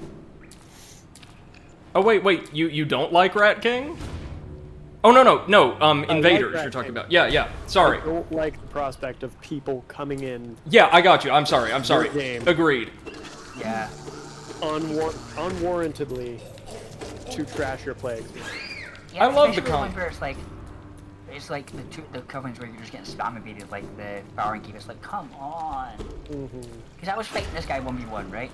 And I was beating one of them, and then as soon as I started winning, his friend jumped in. That's honorable. Yeah. Oh, welcome to Fluke Central Station. But at the same point though, we did meet some guy, right? He was a tank. He was a really tanky guy. But because I was the Phantom, I fought him first. He bowed, did it all. He beat me, and then he proceeded to drop an ember for my friend before Aw. fighting him. How nice. You meet some really nice people, and then some people are just complete utter assholes. Yeah, that sounds like Dark Souls, alright. I'm going to imagine that he dropped the ember because he knew that you guys were trying to just co-op through. Yeah. And, you know, he probably felt bad about trashing your actual experience while he was looking for some, you know, fun online matches. Yeah. But my main point with like the Firing Keep is the invasion. It's a big area. The invasions are fucking constant. Yep. You can get 2 at once, which is completely unfair because they can heal 6, 7, 8 times. Yeah, it is not kosher. Oh, I know where we are. In Dark Souls 3, interrupting healing is almost impossible, so they just heal spam. Or then run into an enemy, or you can't deal with. It's the issue of... Where's the fun in that? It's Where's the fun issue in that? of forcing all players, including those with PvE-oriented builds, those going through the game, or maybe any Souls-like for the first time, or what have you, those just looking to have fun, into, like, engaging with quote-unquote professional or dedicated PvPers. Yeah, like, Yeah, people who stream for a living to fight people on a video game. Yeah. Yeah. And they walk into my no health game and it's like, oh, well, I'm dead in 1 hit. Bye. So, I have a feeling this is where we're going to fight the Fluke boss, because I know there is one. Oh, shit. That was on me. Just jump right into him. It's alright, they're dead, ain't they? I will say, one of the worst things though, People who just fish for lag stabs. Ugh. Mm-hmm. That is quite annoying, yes. Oh yeah, this is looking pretty fluky. And you can tell they're doing it, there's nothing you can do to stop them. Yeah, because the netcode is so bad. Yeah. Like, If the netcode was better, I would be more okay with the forced PvP. Whoa! But because it's not, there's just no reason that it should exist. I remember. Brady might not be fighting that. No, we can deal damage to it, but maybe if we just get it to... Yeah. Ah. Oh, it deals 2 masks worth of damage. Yeah. Yeah, he's doing a lot. The regular flukes don't, so they probably are some kind of environmental hazard. Okay. Okay. I know there's a fluke boss down here, though, and I definitely want to fight it. The boss itself, from what I've seen online, is very, very easy. Relatively speaking. Fair. It's not visible on them, but the flukes have been corrupted by the plague. Ah.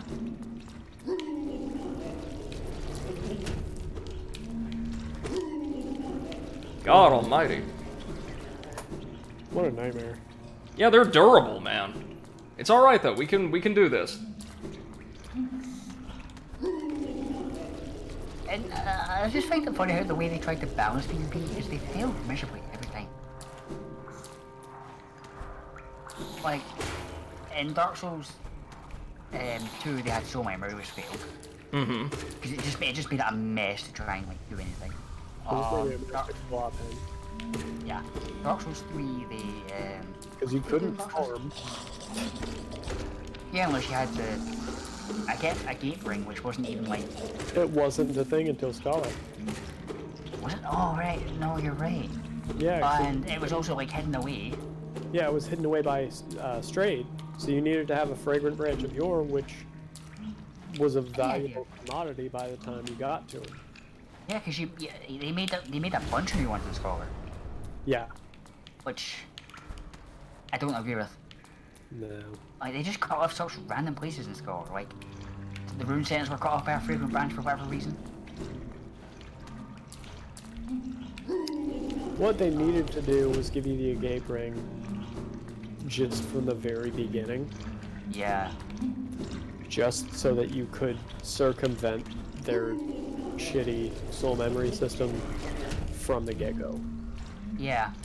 And Okay, then we in made Dark it. Souls Remastered, they made the stupidest decision. You mean Uh, remastered? Yeah. Yeah. To have PvP level based on a tier system of your equipment that you picked up. Here we go. Which Down was into the supposed to system. stop people twinking, but obviously didn't work. Welcome What it did was, to Junk Pit. oh, the junk pit. That's cool. Oh wait, this maybe isn't where we fight the fluke boss. Oh! Oh! Oh, I know what this That's is. a dreamer, my guy. Yeah, that is how we access the last DLC. A cocoon chained with a simple lock. Yep, that's how we access the Pantheon. Oh, But it's not all that's down here, or shouldn't be. Oh. Moths. Moths. okay. Dre says no. Well, not yet. It's not, anyway. We're going to need a key to crack that sucker open. Now, how to get home. Or out of here, at any rate. How to escape Whitetown 2.0. Yeah. Oh, wait, no. Maybe this one chest isn't empty. Maybe it conceals a drop. No. Oh, we can climb. Of course we can. Except that it's much shorter and less painful. Yeah, yeah, really. Alright, so we can platform our way Are back those, across. Hmm? Like, bug shells just like encrusted everywhere? Oh, yeah. Yeah. Ugh. What's in here? It's the Illuminati. It's like picking up a rock and just seeing like a bunch of like dead lodders literally crushing it. Chris has Encrusting no it, clue, sorry. never been down there. Oh. We're covering new ground then. Nice. I'm certain we missed something in the fluke tunnels, though, because, like I said, there is a fluke boss that was in the main game, so it wasn't DLC or anything. And, pretty sure we access it from over there. Oh, yikes. Alright. Time to get a double dash. Yeah, where's my double jump? If that's, in fact, a thing. We're This is going always to the have Souls to... game where you can jump properly. Yeah, really. To its... Excuse you, Sekiro called it once a word.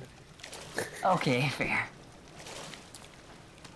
There's also Really? Hellpoint, but its platforming is okay. Don't talk. We don't discuss the Hellpoint platforming. It's not the worst until you go outside. But it's not the worst Until- compared to Souls, but that's the bar so always on the ground again. It's not the worst until you know, leave the first level. Ray says try dashing from the closer edge. Well, we're... Ah, there we go. Good eye. Alright. What a legend. And we're back in Fungus Town, apparently? We're in the Mushroom Kingdom. Wow, let it go. Your princess is in another castle! Actually, the princess is trying to kill us right now, so... Yeah! Peach got sick of waiting for Mario, just joined Bowser.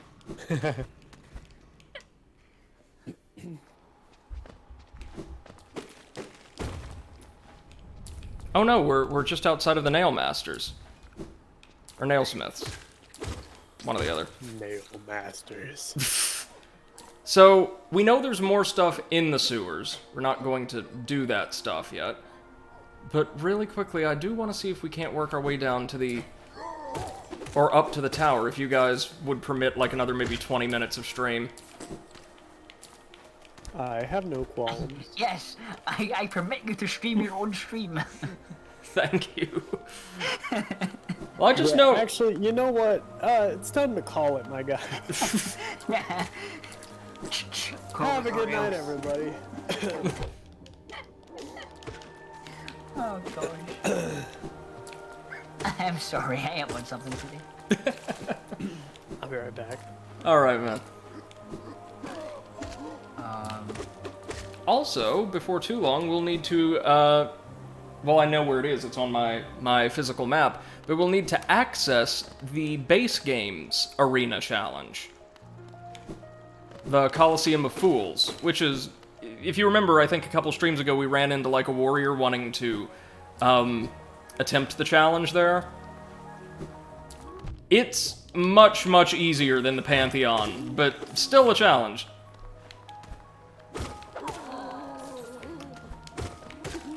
yeah. Oh, I love the aristocracy. Their animations are great.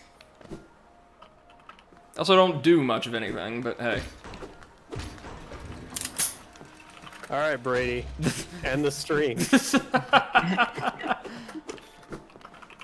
Oh gosh. So there's something up there, I just have no idea. We'll need a double jump or something to get up there, or we'll have to access it from above, maybe. Had to go find my airsoft gun to make that joke. Kudos for getting, like, investing in the joke.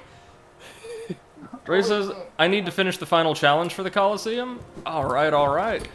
Well, we will see how we can do once we make our way over there. Yikes, yikes, yikes. Make our way downtown, walking fast. Masks pass, and you're... I don't know. I don't know the names of any of the areas. Well, I'd certainly hope we're not intended to go after Hera, the Queen of the Deep Nest, first, and we're just totally wasting our time, but I think we should be able to access the tower I'm thinking of. Hopefully. Yeah, Or else fingers those will be crossed. a giant waste of time, and, you know, you should have, in fact, ended the stream.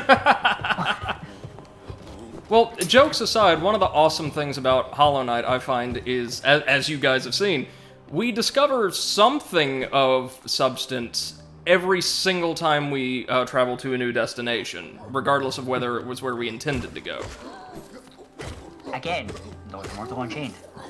Yeah, in Immortal Unchained, you go exactly where you're supposed to and still don't find anything of substance. Again, Yeah. I fought the first boss as a regular enemy and did not even notice it until I had to fight it as a boss again. Imagine attempting to find substance in that game. Ooh. You know what? Like game theory, they need to like drop the Five Nights at Freddy's like shtick and just like become professional Immortal Unchained analysts. That could be their niche. The quality No, of their that can be your content niche. the quality of their Keep yourself content definitely wouldn't take a hit. Dre says, any order for the Dreamers. Alright, I thought as much. But it looks like there's a little passage we can drop down to. Hold on. That would be my phone. Need to take care of some blood glucose stuff. Give me just a minute, guys. About 3 minutes. I'll be right back with you. Okie dokie dokie. Well, he said 20 minutes. And, That's gonna be the joke for the rest of the ticking, stream. clock's ticking, bud. I can't wait to start streaming my Neo 2 playthrough. Good luck with that one. Yeah, it's gonna be fun. It's gonna be great. I think I've got like a solid, not quite challenge run, but still with enough stipulations to still be interesting. Yeah, just not masochistic like me. Yeah. Not going so far as to like not level myself up. Man, imagine who would do that. Yeah, who would do that? Wow, Who- I would who be on appalled if I earth? met somebody who did that. Dude, yeah, that's crazy. I would never be able to be friends with somebody like that. I think you must be completely stupid. Yeah, they gotta be a complete idiot. Then again, can you imagine some moron trying to play the game as if it's The Witcher 3? Oh yeah. just stupid. Why don't they just play The Witcher 3 then? Yeah, I mean, come on. Go back to playing a real game. Oh gosh. Yeah, like Hollow Knight. Yeah, like Hollow Knight. Or Dark Souls for the 90th time. Oh gosh, yeah. Do love me some Dark Souls, but it can get repetitive. A little bit, yeah. It's nice to like. It's nice to jump back in and like realize that you've still got it. Yeah. Like for me, I actually like jumping into Dark Souls 2 the most because, as you see, the power stancing and the builds are just so unique. Like the twin blades. Mm-hmm. Like I find Dark Souls 2 like the most fun to jump back into for a little bit. Yeah. You got a bunch of unique weapons. You've got very unique weapon handling. Albeit not as clean as Souls 3, but without the addition of the arguably very, very dumb weapon art system, like, I feel like they would have done well to not have weapon arts on every single weapon. And back. Hi, and Thank you. I'm Dad. I did hear the bit about weapon arts, Val. I agree, generally, they felt kind of superfluous. Yeah, they felt like samey and really just not worth having. On most weapons, you never use them. But I do understand the general intent, like, hey, we're introducing this new mana system, let's give players who do not elect for any type of magic-based build something they can do with it. Yes, Yeah. but you have to keep in mind, if you do that, and if you want to have weapon arts be a mainstay of your build, you kind of have to spec useless points into attunement for spell slots that you're never going to use just to have enough mana to be able to cast those weapon arts. Oh, true. For what it's worth, I have never seen a single person outside of, like, challenge runs going for, like, a weapon art-based build, though. Oh, I know. For just that well, it's like, okay, like, maybe with the Dancer's Sword spin attack, I could see, oh, that's really useful, and it is in certain situations. But, like, man, tune in, you know, every Sunday night at 6 to watch us progress through Dark Souls 3 with my War Cry build. Sunday. I mean, Warcry was at least like cool for like a little like just a little tiny damage bonus and toss on Yeah. fights. What? More buff than anything The else. weapon art I got the most use out of was the longsword stance. Yeah, Because yeah. with the shield break capabilities and the distance closing capabilities, like it turned the longsword from a really great all-around weapon to just this absolute shield eater chase down build. Yeah. It's completely wonderful. But on the flip side, you have things like the Bastard Sword, which get, a stomp. Which Yeah, gives you because iframes, which are meaningless. Let me see. Hold on, I'm just doing a little bit of Well, it's research not on even my iframes, physical it's like map. poise frames. Yeah. Oh, Or yeah, poise frames. It doesn't give you iframes, it gives you poise frames, which poise is meaningless in Souls 3. real quick, going to turn in our 500 essence benchmark with the moth, and then I saw on my map what Dre was trying to point us to in the crypts. Yeah, we are going to want to go there. It's not a horrifying, like, abomination-haunted cave this time. Let's see. 500 essence. You're a master in the making. Well done. Well done. Nice. I have a small reward I for will you. say though. Oh, there we go. Plucked from one of my most precious memories. This charm will bring you and the Dream Nail closer together still. The secrets of this kingdom won't be able to hide from you any longer. Take it and return once you've collected 700 essence. More gifts await you. Dream Wielder. Okay. Dream Wielder. Allows the bearer to charge the Dream Nail faster and collect more soul when striking. That's what it does. It sucks the soul out of foes. Sweet. I mean, like, look, that sounds good, but given our loadout as it already is, it also sounds kind of redundant. It's kind of like superfluous. Yeah, like, Yeah. enemies give me the energy I need to heal when they deal damage to me. Yes. Yeah. You have to defeat me like, what was it? Was it Dark Cecil in Final Fantasy IV? That's the strategy you've got to use. Just do nothing. Wait for me to die of old age.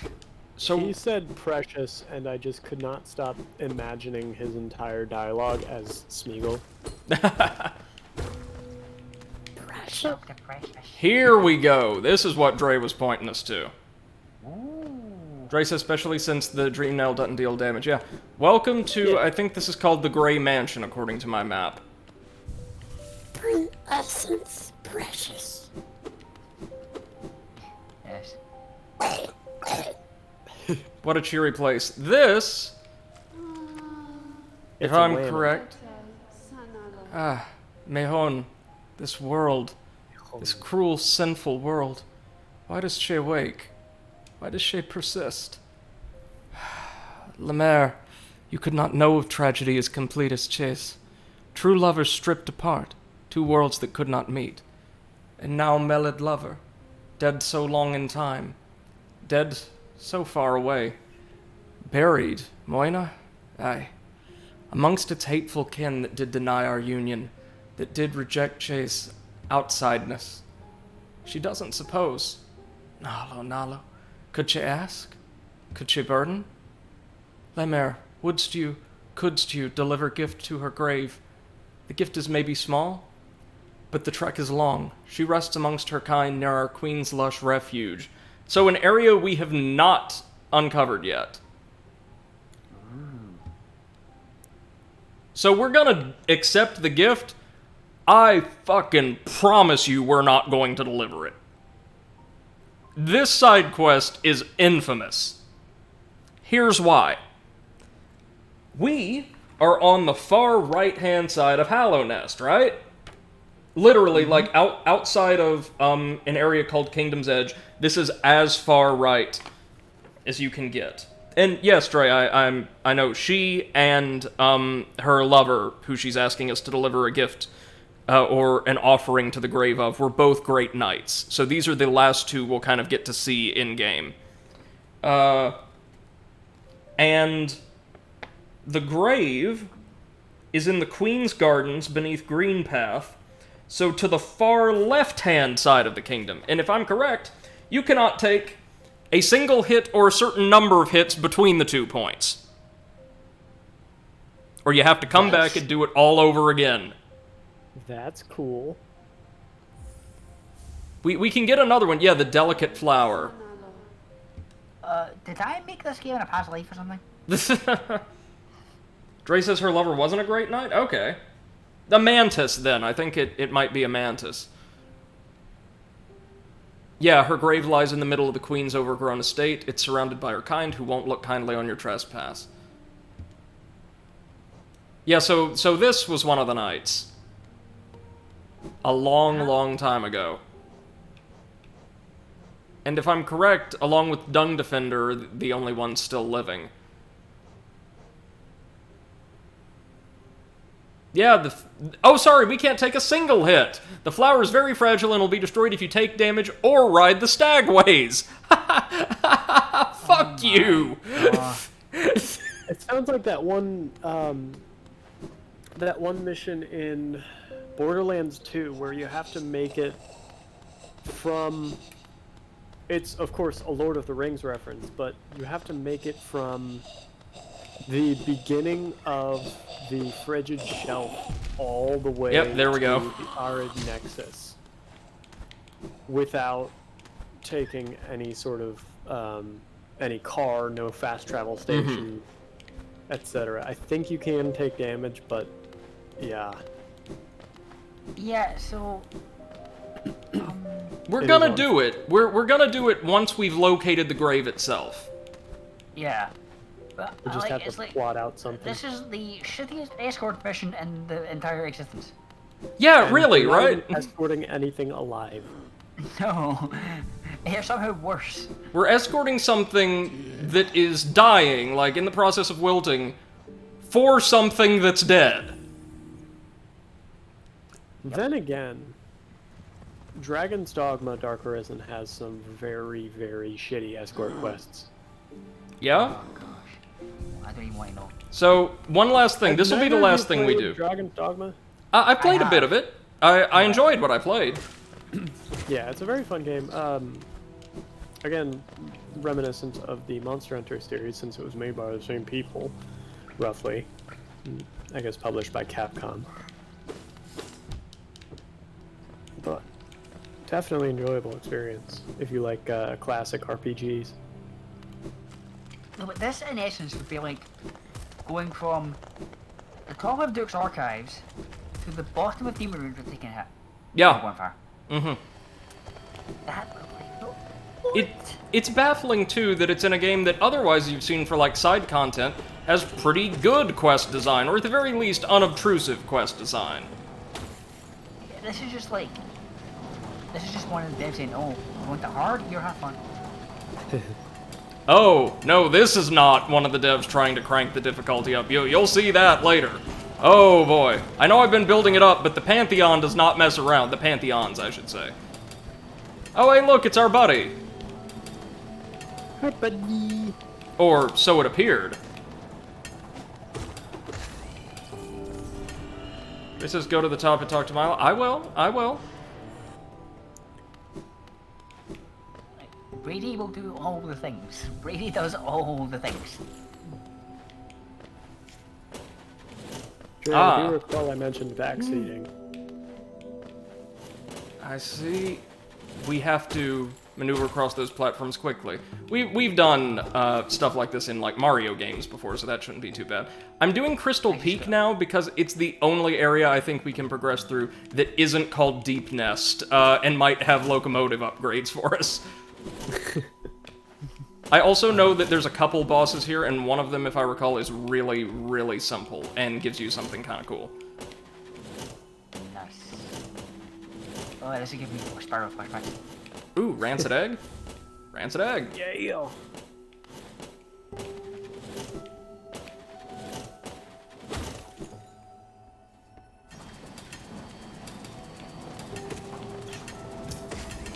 Ooh! Oh, I see those projectiles bloom after they make contact with the surface. That's kind of cool. That is awesome. However It is. terrifying. Also, I obviously love the predominant, like, violet tones throughout the entire stage. I love that. And look, we can ride the drill shafts up. Oh, that is so cool. Yeah. Oh, speaking of purple, the forest in Spiral of the Eternal Night, first one, is like really dark green with like poisonous purple rivers. That looks awesome. Terrifying. Oh, it's just that I remember it came to my mind when you were talking about how forests aren't just green. Yeah. Yeah. Sure is a good thing we invested in that lantern early on, eh? No kidding. Wait, so the game's supposed to be darker if you don't have the lantern? Wow. No, like, you cannot see at all in some of these sections. Like, No Eye's tomb is literally unnavigable by design if you don't have the lantern. Like, she will not spawn if you can make your way to her arena under those conditions. Like, come on, at least bring light so I can monkey for it.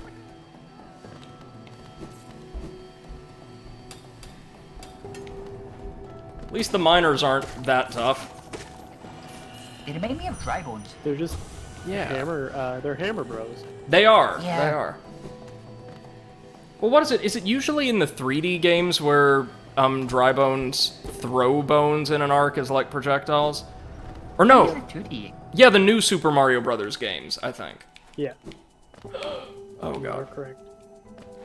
Oh gosh. Oh no. Oh no. Hey, let's just make it so that you can't jump on these platforms. Oh, love challenges like that. Love them. That bite. But it gives us soul at the very least. I agree with Invader Dre in this instance. Those crystal bees suck. They do. Oh, that one was on me. That one was all me though. Yeah, it was. But I landed. guy. They spawned me on the platform anyway. Yeah, they did. They were like, "Oh, there's no way this idiot is gonna make it. Just move him. Just give him a mulligan. Just give him a mulligan. I'll take it. No complaining, and also no pride here." No. This is a very nice area, very tranquil, oddly enough. Oh, Well, that's something I kind of find interesting. I find it really weird when people are like, "Oh, you locked out in a Souls game." It's like, you do realize half these games are locking out, right? what? It drops us back here? Oh shit. Lame. Oh. No. Oh, guys, I'm sorry. I'm sorry this is taking so long. It's fine. You said 20 minutes 40 minutes ago! Oh lord, don't I know it. Hey, it's more Oh, wait. Make me grab the airsoft gun again. No, wait, this is an area we've never been before. Blue Lake. Can we navigate this water? Yeah. Oh, look at him, like, kicking his little legs. Yeah, the swimming actually is cute. This This is adorable. this is so like Beautiful. I love the lake shafts filtering in through the. Some call those God rays. I know what you mean, but Oh, it's I didn't Tiso. say I did.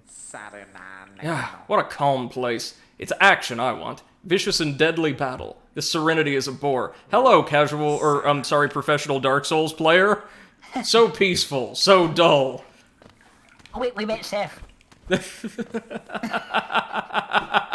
I feel like his accent should be, like, Australian. Yeah, Finnish German. yeah. If I could reliably do any kind of dialect, I Oh, this would. place is a bore. Oh, it just drops us makes back sense. here. He Well, needs to sound like Django Fett. Oh, this place is a bore. What a connection.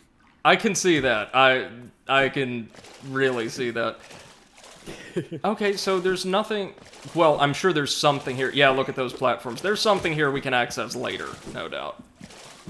You just need to be better.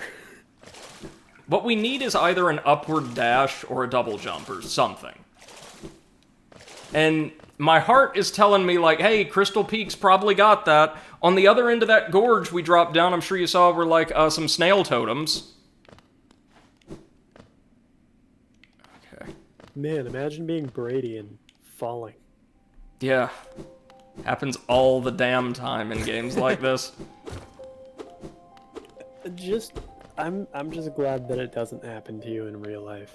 Oh, yeah. Yeah. No. Fall. It hurts. Don't fall. Well, no. Imagine, like, the progress, too. Like, oh, no, I, like, tripped on the sidewalk the other day and ended up in Mississippi. Like... To all you non-American viewers, that joke is very funny. Because Yeah, Mississippi... I don't get it, but I'm imagining it. Mississippi So- is both to the south of Tennessee, considerably, like, far to the south, and is also considered, like, the most regressive politically and socially, or among the most regressive states in the Union. So think about 600,000 kilometers, roughly. And that's probably the distance we're talking about. Yeah. And just off the top of my head, I know that Texas is that size. Mm-hmm. The entire state of Texas is about 600,000 or 680,000 kilometers. Yeah, Square. it's absurd. Good job, Texas. Keep holding it down. Keep holding it down and having your own electrical grid that people freak out if goes down.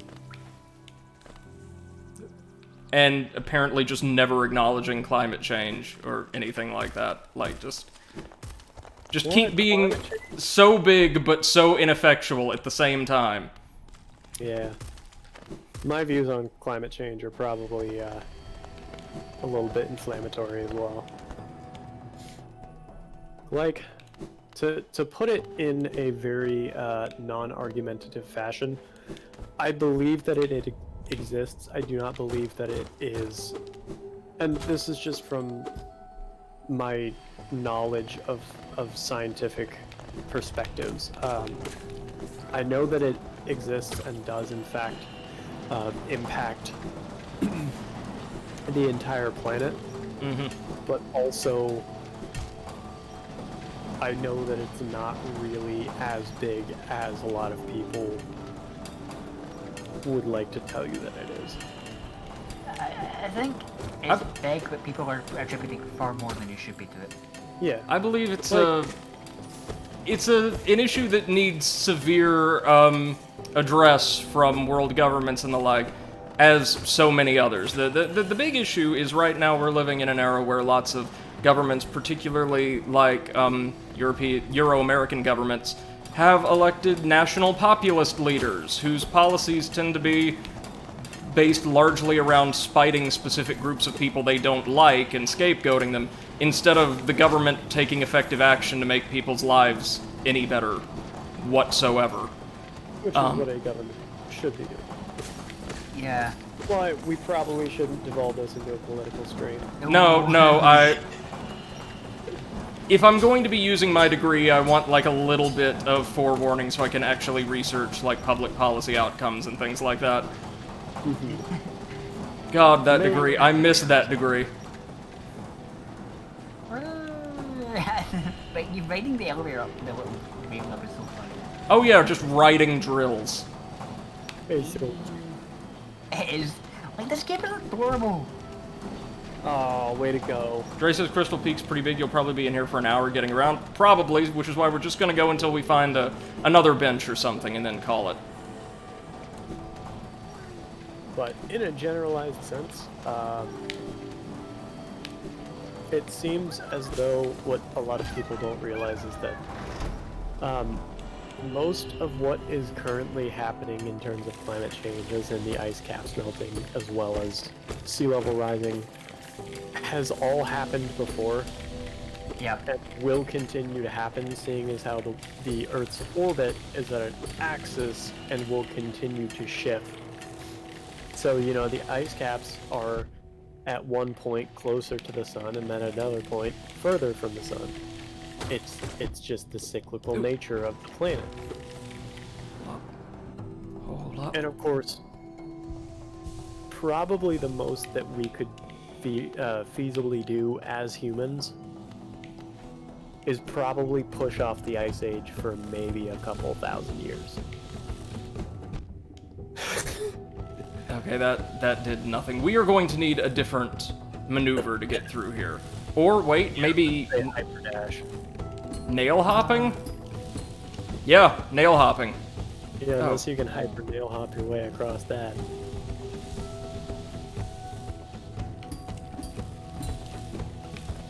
Jesus Christ. This is gonna be a nightmare and a half. Yep. Oh no. Oh gosh. Have fun. Oh wait, no, we can still jump across those. That's right. Oh man. Ugh, yikes. What? All right, that's probably gonna be it, just because of how large this area is. But yikes, what a stage. Yeah. That's going to do it for tonight's stream. Thank you so much to everyone who tuned in to join us. Thank you to Right, it's gonna do it.